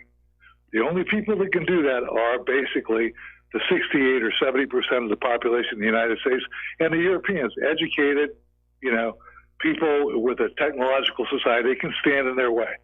And they're being divided up, and that's why. So. Yep. Anyways, okay. That's it for me, Mike. Thank you. All right, thanks an awful lot. We're going to switch. First of all, we're going to do a shout out to our honor affiliates who are just now rejoining our network, and we're going to switch to Reese in New York. Aloha, Reese. Welcome to the show. What's on your mind? Well, good afternoon, Mike. I just want to shed a little light from somebody with a construction management background. In my professional opinion, it is inconceivable that this fire was an accident. Now, I can tell you myself, because I work side by side with professionals on any construction site where a job of this magnitude, particularly when it's in an area so sensitive as a museum or a place where antiquities are held, something that is a historic site, they would have a site safety manager on the job with regular meetings, inspecting the site, no unsafe conditions such as, let's say, a gasoline container open, on the site would ever be allowed. So nothing other than a small fire could ever happen when there is site management. That's the one point I wanted to make. Here's the other major point. Here in New York City, St. Sava burnt down 3, maybe 4 years ago on Easter Sunday, exactly the same as Notre Dame just went up in an inferno, and accelerants were clearly used. They tried to, believe it or not, they tried to blame the fire on people lighting little candles. I mean, which is absurd. If you've been into a church, they're surrounded by solid granite or limestone enclosures. There's no way a fire could ever, go out of control. So those are a couple of points. Another one is this. If that fire was set, there's only 2 parties that could be behind it. One would be the Muslims, which I would say is less likely because of the possible backlash. The other is the group that wants to incite a race war, a holy war against the Muslims and the Christians, and that would be the Zionists. What did we find on 9/11? We know the buildings now. We go into, Chris Berlin's work and many others. Yes. Were wired in the weeks before, and they came down. So it's too early for me to make a specific analysis on how they did it, but I would say they may have borrowed construction uniforms and gone into the site and placed accelerants and possible timers in the building, and then had a small fire all of a sudden look like an accident, but amazingly goes into an inferno that takes down the whole cathedral. So I think we're in a new holy war. We've gone to the next level now, where they are really waging war against the foundations of Western Christian civilization. And I'm going to tell you, I am sick today at this news. It is shocking for everybody who knows the history of Paris. By the way, a little bit of good news, because we're watching this story. They did rescue all the relics. They got them all out safely, so that at least that part of the church's heritage has been preserved. Okay, so let's see. Let's switch over to Glenn in Michigan. Aloha, Glenn. Welcome to the show. What's on your mind? Hey, how you doing, Mike? Hanging in there. Oh, good. Listen, a little off topic. It was from your previous caller, Joe. Yes. That mentioned about his taco shells burning up in his toaster oven. Yep. Bro, I couldn't believe it when I heard it. I got old El Paso taco shells, 10 in a pack. I put them in my toaster oven, and they started on fire also. That's the only reason I'm calling in. He was absolutely 100% correct. Then I looked at the box, and it says, "Do not eat taco shells in toaster oven due to possible risk of fire. Seal leftover taco shells, food storage plastic bags on containers." Then it also said, I didn't realize it, this is genetically produced with genetic engineering. Can you believe that? Yep. I got nothing else to say. I just wanted to let Joe know he was 100% correct. Amazing. Absolutely amazing. Okay, so a little bit of, household hint there. Never heat your taco shells in the toaster oven. Yeah, but can you believe this? So imagine everything else, Okay, Glenn, well, we're going to let you go. Thank you very much for the phone call. And the phone lines are now open if you'd like to call in. getting on back to the economic news here. People are starting to ask a very serious question. Why are Wall Street's biggest bailed out banks just allowed to continue with what amounts to an ongoing crime spree? And this is an article that came out of Blacklisted News, and they're talking about the House Financial Services Committee released an in-depth research report on Wall Street's 6 biggest banks and their rap sheets and their ongoing crime spree. The report detailed facts, figures, and this inescapable conclusion.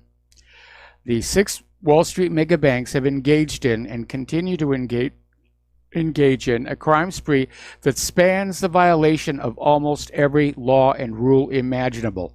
Taking the breadth and depth of their illegal conduct as a whole, the 6 biggest banks in the country look like criminal enterprises with rap sheets that would make most career criminals green with envy. That was the case not just before the 2008 crash, but also during and after the crash and their life-saving bailouts. In fact, the number of cases against the banks have actually increased relative to the pre-crash era. And the banks in question are Bank of America, Citigroup, Goldman Sachs, JP Morgan Chase, Morgan Stanley, and Wells Fargo. So, okay, we have another caller on the line. Joe in California. Aloha. Welcome to the show. What's on your mind? Hey, Mike. Aloha from the other Joe in California. I just wanted to clarify something that one of your Friday callers said. He said that something that you said reminded him of Rivero on TV getting hit in the nose when he was interviewing skinheads. But what he meant to say was it's Geraldo Rivera. Yes. And I knew exactly the thing that he was talking about, and I looked it up on YouTube. But anyway, just wanted to clarify that. And then you keep saying, and I believe you, that we're headed for a Soviet Union-style collapse. But so I can understand better, and maybe some of your other listeners, can you just draw some of the parallels between where the Soviet Union was then and where the U.S. is now? Well, one of the most obvious parallels, of course, is the overspending on the military and the plunging of our nation deeper and deeper into debt. And a lot of people point to the Soviet Union's military budget that was launched in response to the Strategic Defense Initiative as having basically bankrupted the country. We're seeing the same degree of political infighting in our ruling class that we saw back there with the Soviet Union. Yeah. And right. Those are the major markers, along with the obsession with secrecy and control that we saw in both societies. And so did they have a collapse of currency? Do you think that it'll end up in the collapse of the dollar, or where do you think it's headed? Well, the Soviet Union, their currency devalued. It didn't actually crash. They just formally dissolved the Soviet Union before they reached that point. As far as the U.S. is concerned, right now they're printing money like crazy, despite the claim that they're collecting record tax revenues. The deficit is now nearing $750 billion. That's the deficit, not the debt. And as more and more of that money pours on out into the world, at some point people are going to say this has to be worth less than it was before. And so, this unrestricted money printing is working against the dollar keeping its value. And that's a major problem. At some point, the controls are going to let slip, and the dollar is going to take a major plunge. Could happen this year. Yeah, well, at least gold and silver will go up if that happens, right? Well, we'd like to think so, but I've noticed over the last couple of years that gold and silver prices will go up. Then there's an event that smashes them down again. Then they'll start going up again slowly. Then there'll be another event that smashes them down. Clearly, they are being blocked from seeking their real value. And the reason for that is very obvious. The bankers don't want you leaving the banks. They don't want you leaving the stock market. Gold and silver are a threat to their control. Because if you have gold and silver, you own it, it's yours, you're in charge of it. They can't play with it. They can't make money off of it. They can't manipulate it. And if you look at that story we just did about how the 6 largest banks in our country are considered criminal operations by the Congress, you can understand why we should be concerned. But yeah, silver and gold are good to hang on to, but they are being manipulated. Yeah, well, good to know. Hey, you look a lot better, and you seem a lot better than you were a week or two ago. So stay healthy, my friend, and keep doing what you're doing, and I'll talk to you again soon. All right, thanks an awful lot, Joe. We're going to let you go. Getting on back here to the news. Let's see. Okay, apparently the Paris prosecutor's office has launched an investigation into the fire, but at this point, according to the fire department, they are linking the fire to the recent renovations of the cathedral spire. So that's the latest word coming out from that, but there is going to be a criminal investigation. Okay, this one is a really good story. Trump has announced that illegal immigrants are going to be bused to the sanctuary cities and states. Hey, you guys thought this was a good idea. You want them, you can have them. And basically says that the illegal immigrants the Department of Homeland Security can no longer keep in custody will be sent to the cities claiming to be safe spaces for illegal immigrants. Well, this should make them happy as all get out. Of course not. Cher, back in 2017, when she was speaking before the Senate in the debate over the Dreamers, well, actually, she tweeted out that everyone should take an illegal alien into the home, and she would too. Well, now it's time to walk the talk, because now it's 2019, and Cher is singing a different tune. We'll be right back after these few words. Aloha, America. Welcome back to our show. So we're talking about Cher. And back in 2017, she was out there tweeting that everyone should take in an illegal alien into their home, and that she would too. Well, now she's going to have her opportunity, because Trump is busing the illegal immigrants out to Los Angeles. And so Cher, in typical Hollywood hypocritical fashion, has changed her mind. Now that Trump is actually threatening to send illegals to sanctuary cities, Cher is singing a very, very different tune. Sunday, she tweeted out that Los Angeles can't take care of its own residents, much less newly arrived illegals. So, got that one right. Okay, we got a caller on the line. Eric in Tennessee. Aloha. Welcome to the show. What's on your mind? Hey, Michael. Aloha to you, Michael. Aloha. Can you hear me okay? I hear you just fine. Okay, I just wanted to let you know that Unplanned is available on YouTube.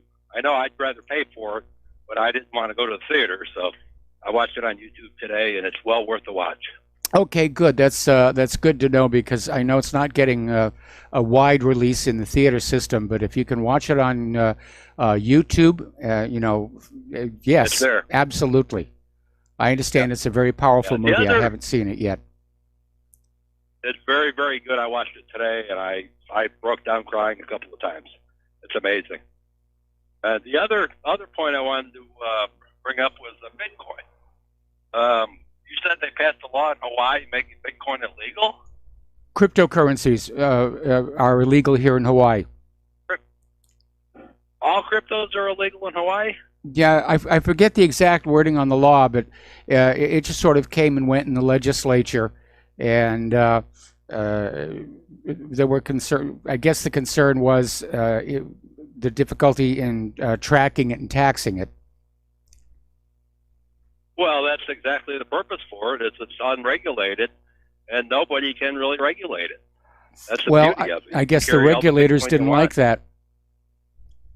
Well, they obviously don't. That's the bankers, you know, don't want it coming out. But yet, I just heard today that a huge insurance company in France legalized Bitcoin for investment purposes. So I think it was to a $21 billion insurance company that just legalized Bitcoin. So what's that tell you? Yeah. It's here to stay. It's definitely here to stay. Cryptocurrencies are here to stay. You have a fellow patriot on the island over there, Dick Elgar. Oh, yes. Who is into the cryptos. And I wish you would contact him and learn a little bit more about Bitcoin, because he's going ahead with it. He's buying it wherever he can. His last thing he bought was in South America, I think. But you can buy Bitcoin anywhere on the planet, and you can use it anywhere on the planet. So how can they control it? Well, it's an uncontrollable asset. I'll give Dick a call. I've known Dick for a lot of years, going all the way back to when I met him, I think, while I was working on Lost. And he was on CNN, I think, at the time, wasn't he? He was on one of our local affiliates. I think it was KGMB. And then he suffered an injury, and he's sort of semi-retired now. Yeah. Well, now he's into the crypto world, and he lives in Hawaii, right? Probably down the road from you. Well, I'll have to drop him an email and say, you know, what's the deal on that law? Was it repealed? I don't know. I don't think he cared what the law was. He said, I'm just going to buy cryptos. I don't care if they tell me I can or can't. All right. How are they going to know if you have cryptos? You know, and so I would recommend to you that, you know, put Bitcoin back up on your website and accept it as payment. And I'll definitely donate some, and I have in the past, just because it's the anti-bankers' money. The bankers can't control it. Okay, well, thank you very much. I'll definitely connect with Dick over this issue. Okay, Eric, thanks an awful lot for the phone call. And we're going to switch. Mike, take care. All right, we're going to switch over to Tom in Florida. Tom, I may have to take you through the commercial break. What's on your mind? Hey, Michael. Yeah, good day. Yeah, I want to talk a little bit about Cher and about the illegal immigration in L.A. and how all of a sudden she's kind of agreeing with Trump that she don't want these illegals pouring into Los Angeles. And that's one thing I really want to talk to you about. But, Michael, one thing I do want to talk about also, I totally agree with you. You kind of corrected me on something. I do not think the United States should ever go invade Venezuela. Let them all stew in their own stew. Okay? Let them. I told Rick Scott's office, hey, you're worried about invading Venezuela. Our border's being breached. We're being invaded in our own country. So, Senator Scott, you got wrong priorities here. So, yeah, I have to agree with you on that, Michael. I don't care what. Venezuela should never be invaded. Yep. Get it. Look at Cuba. For 60 years we allowed Cuba to end up like it is. Well, that's what the kind of government those people want. Let them have it. Let them deal with it themselves. Yeah. We are definitely being invaded, Michael, in our country. Our country's being invaded. Like Absolutely. I live in South Absolutely. Florida. There's not one white Anglo male on the Miami-Dade or Broward County only has 4 left, Michael. Okay, Tom. Okay. Tom, got to take a break for commercials. What else I want to talk to you about? All right, we'll stay on the line. We'll be right back. And aloha, America. Welcome back to our show here. And we're just finishing up here with Tom in Florida. You had one more thing you wanted to say. Yes, Michael. What I want to say is this. I want to ask you what is actually the law where the mayor of Oakland, California is tipping off, when she's actually tipping off illegal aliens, there's going to be ISIS coming, and why hasn't Donald Trump or the Justice Department or whoever arrested that mayor for what she's done to our country as far as breaking the law? It's a mystery to me. How will that be resolved? All of these, sanctuary people and everybody who's assisting the illegal immigrants, they're all in violation of Title VIII. and I don't know why Title 8 is I not understand being all that, Michael. enforced. You explained that to me before, but I want to know how come Trump is the president of the United States with the executive power that he has. How come he hasn't arrested her? How come he hasn't had the FBI, whoever, go arrest her? Because she's literally going out blabbing to the media and everybody, oh, yeah, I tipped off the illegals, and, I'm a mayor of Oakland, so I can get away with this. But, Michael, I believe that's breaking the law, and she should be arrested for that. I agree. Now, I don't know how she's staying out of jail. And I'd like to see what the media would do if Donald Trump actually said, you know what, this is enough is enough. We're going to arrest you. You're going to jail. You're trying to sedate our nation. This is sedation. This is an incursion of our country, an illegal invasion, and this woman still yet not been arrested. I don't understand it. Now, Trump, if he's really serious about stopping this illegal invasion of our country, with the Democratic Party wanting to use these people to pad their voter rolls, okay? I don't know what's going on with President Trump, but he needs to arrest that woman pronto, rapido, because she should not be allowed to tip off people that are here illegally or committing crimes. Michael, one more thing I got to say about that. If one American gets murdered, I don't care if 1 million illegals come to this country. If one American gets murdered by one of them, that's one too many. We will live with too many people in this country. It's a mess. It's an absolute mess. That's too many. And Trump's response to it has been, lukewarm. He's not, he's backing down. First it was going to be the wall, then he was going to close the border. Now he's backing off and say we'll give Mexico a year. I mean, Trump's a disappointment. I can't put it any more plainly than that. He's just a complete disappointment. You're absolutely correct, Michael. But what I'm saying is the Republicans are shooting themselves in the foot. You're bringing in millions of people to vote Democrat. They're not going to surely vote for Republican. So why would the Republican Party allow this incursion into sedation? Why? Because of the media? Well, Israel is not going to allow 10 million Palestinians to sneak into Israel, Michael. Yep. They won't even let 1 million sneak in there. Now, Israel and Schumer and all these Zog who are running our government, they sure won't care about our border here, but they sure do care over there. Dickie Durbin, Little Durbin, and Schmucky Schumer. They don't want Israel to get 2 million. Look, they want even 200,000 Palestinians to go in there. But they want our country to be invaded. I don't understand what this modus operandi is here. I do know that the mayor of Oakland, California should be arrested, and until Trump shows me that he's going to arrest her, I don't believe anything. I really don't. I think it's all farce. I agree. And you know what, Michael? Like I think I told you last week, and you can check this out on your own. There's only 1.7 million, 1.7 million Americans or illegals, whoever you want to call them, that are in agriculture in this country. Yeah. Actually, due to the Midwest, and I always thought it was like in the 10 or 20 million. No, I almost flipped out when I said, "Wow, it's only 1.7 million total," and our government that actually, working the farms and bringing the produce to the market. And that number is going down because of the increasing use of automation. That's correct. Absolutely. I believe they say it's going to go down to 1.2 million in about 10 years. So I can't remember the number, but I saw that like a month ago. I can't remember. It was something like that. But it was amazing to me is that what are the rest of these illegals doing here, Michael? What actually are they doing? Collecting welfare. Their job title? I mean, what? Who's paying? Look at California, Michael. Sean Hannity talked about this on Fox News. There's almost 6 million illegals in the state of California. Yes. Where Ronald Reagan in 1980 was president, and Richard Nixon.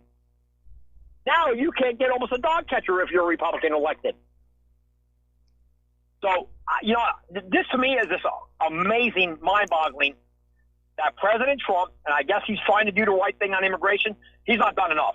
Nope. He should arrest that woman in Oakland, California for breaking the law. She broke the law. She tipped that's like tipping off a bank robber if you're a lookout outside. I don't get it. And the media is complacent in this, Michael, because they're not saying nothing about her breaking the law. Oh, she's a hero. So they're just as culpable and guilty as anybody. So, this is just mind-blowing what's going on with this illegal invasion of the country. And I can tell you, Michael, once Texas and Florida are blue, it's over. Yes. You'll have Bernie Sanders for the next 100 years. And that's just the way the truth is. And Until I told you, Michael, there's not one white male on the Miami-Dade Commission. Broward County's right there. Palm Beach is going to be like that in the next 10 years. They didn't come to compliment. They came to take over the place. I hate to tell you. And Michael, and another thing is, they're not speaking English, a lot of these people. And I'm not just talking one group of people. I'm talking, you got Muslims. All these people are coming here. They want to keep their own enclaves of their own language. Yep.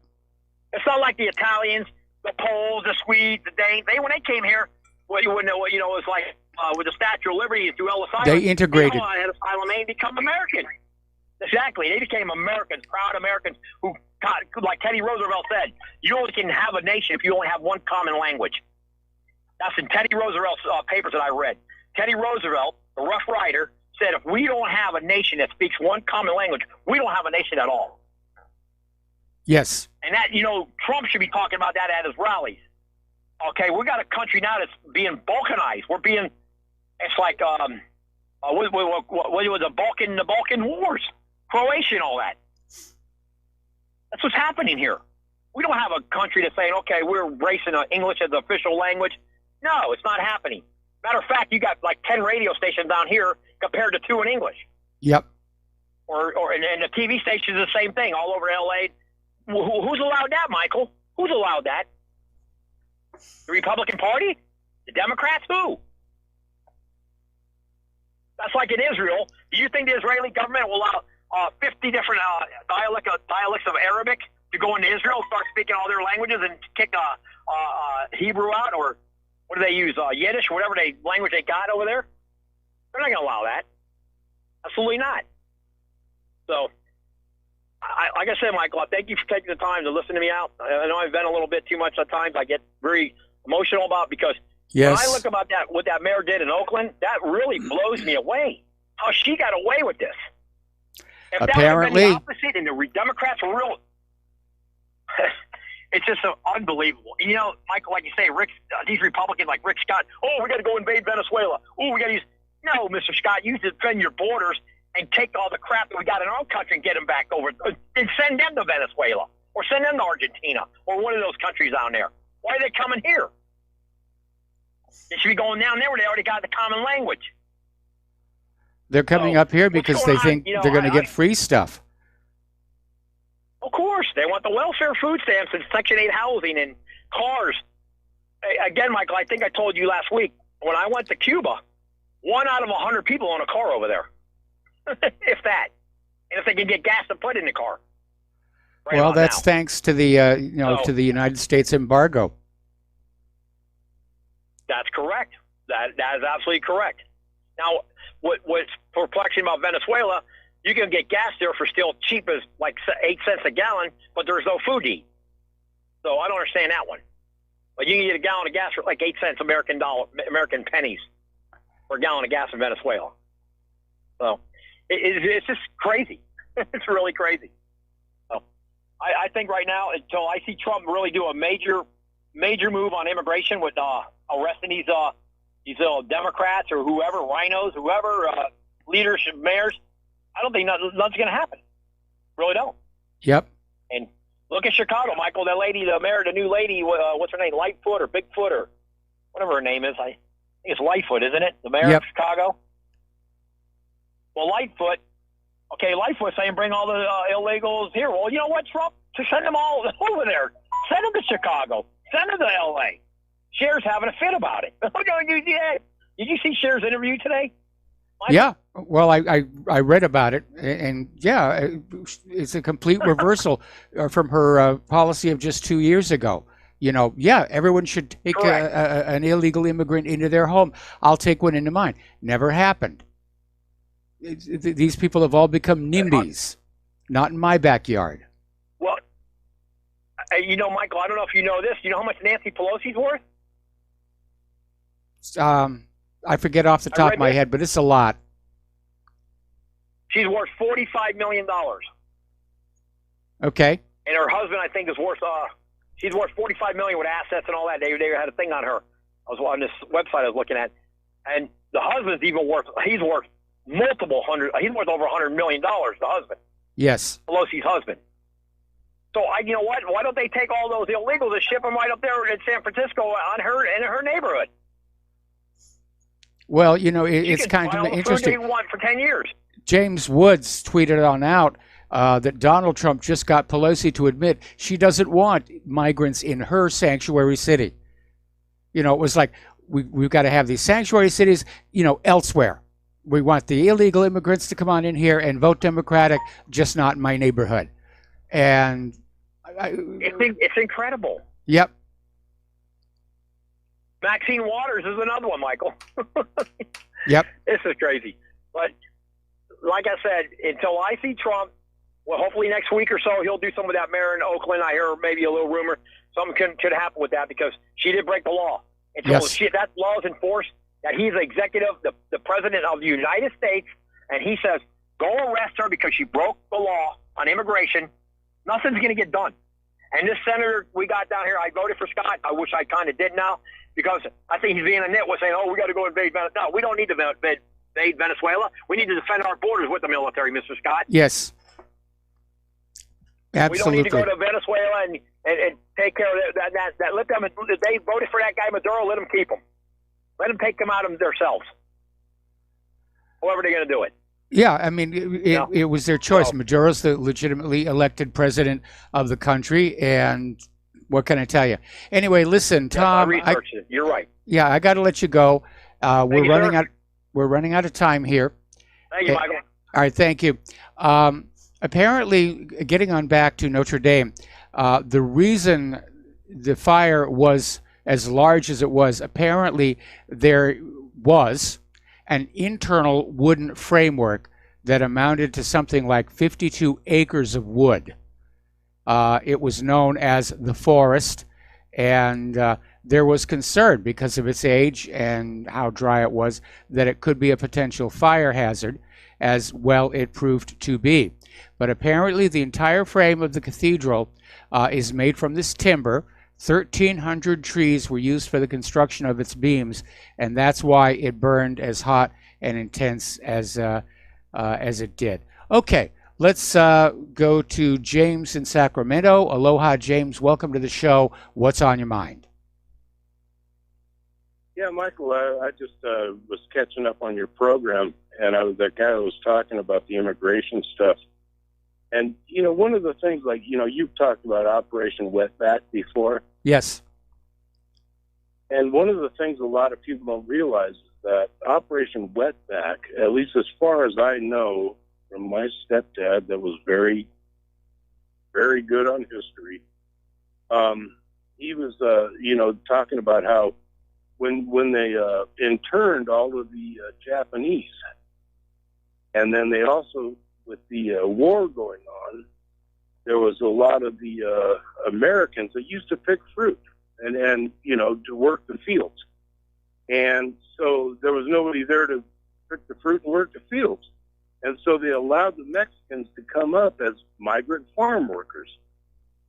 And this is something a lot of people don't talk about. And that's where it started with, they started the migrant farm worker thing because all of our groups, men and women and everything, they were off doing the war thing.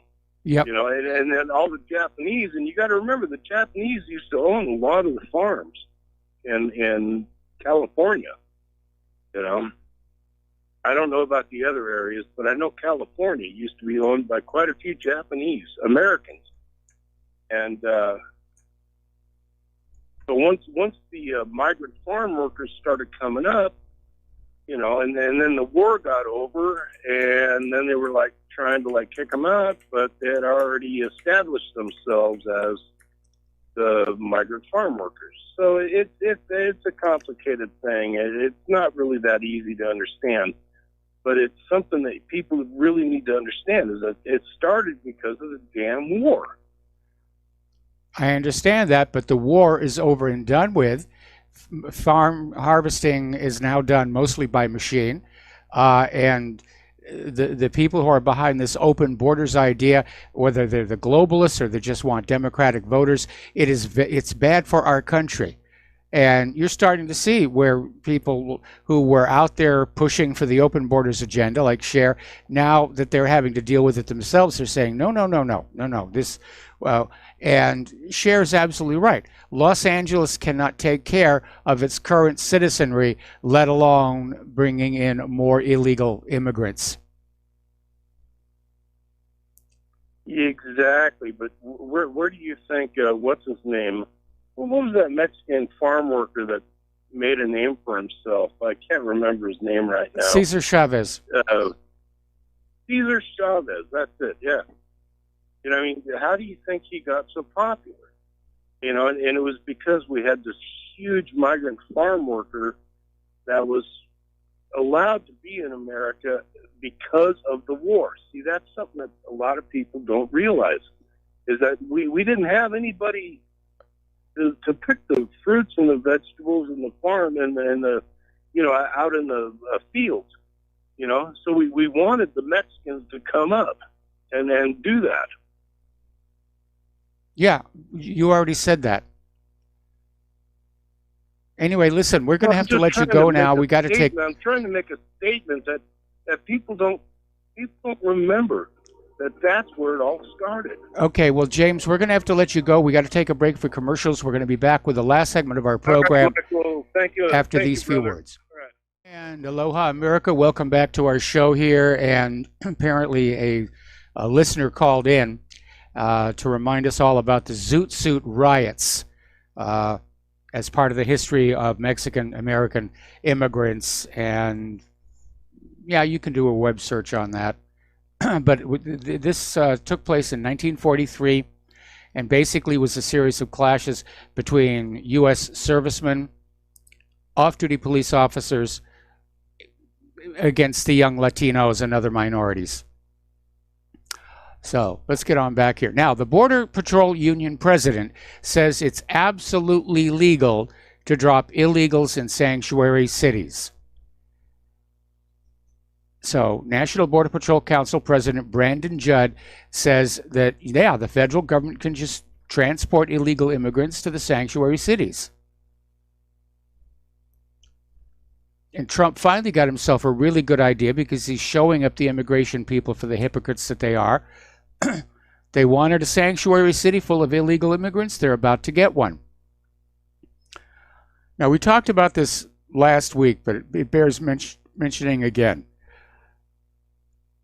New York State Assembly Democrats have granted $27 million for illegal immigrants' college tuition. The illegal immigrants are getting a better deal than the U.S. citizens. And apparently, at the same time, the New York State Assembly Democrats denied tuition money to relatives of Gold Star veterans. Now, the Gold Star veterans, these are men and women who served in the military and did not come back. And you would think if you're going to show generosity and support some kids' higher education, that would be it. But no money for the Gold Star families and money for the illegal immigrants. That's it's a messed up priority. It's absolutely messed up. Over in Great Britain, it looks like Brussels may be ready to give up on the impractical backstop protocol agreed with Theresa May in the withdrawal agreement rejected by Parliament 3 times. This is coming from Tory Brexiteer Ian Duncan Smith. And they're saying it may result in a Brexit delivery before the election. People are still dealing with that college admissions scandal. And apparently a lot of people are taking plea deals. They're pleading guilty. And it is a major scandal. It basically tells us, first of all, that our society is available for a price, even college admission. And it also tells us that not everybody who's got a degree from that college deserved it, especially when you add in the fact that there are people who will write college papers for a price. It's just another fashion accessory, bought and paid for. Okay. Out in California, Congressman Eric Swalwell is running for president. And he says taking away the assault weapons is a top priority. And there's the music. Time for the show to end. Please stay tuned for John Stadmiller. I'm sure he's got lots of interesting things to share with you. Please take what you learn here and share it with everybody that you know. Use postal mail, face-to-face.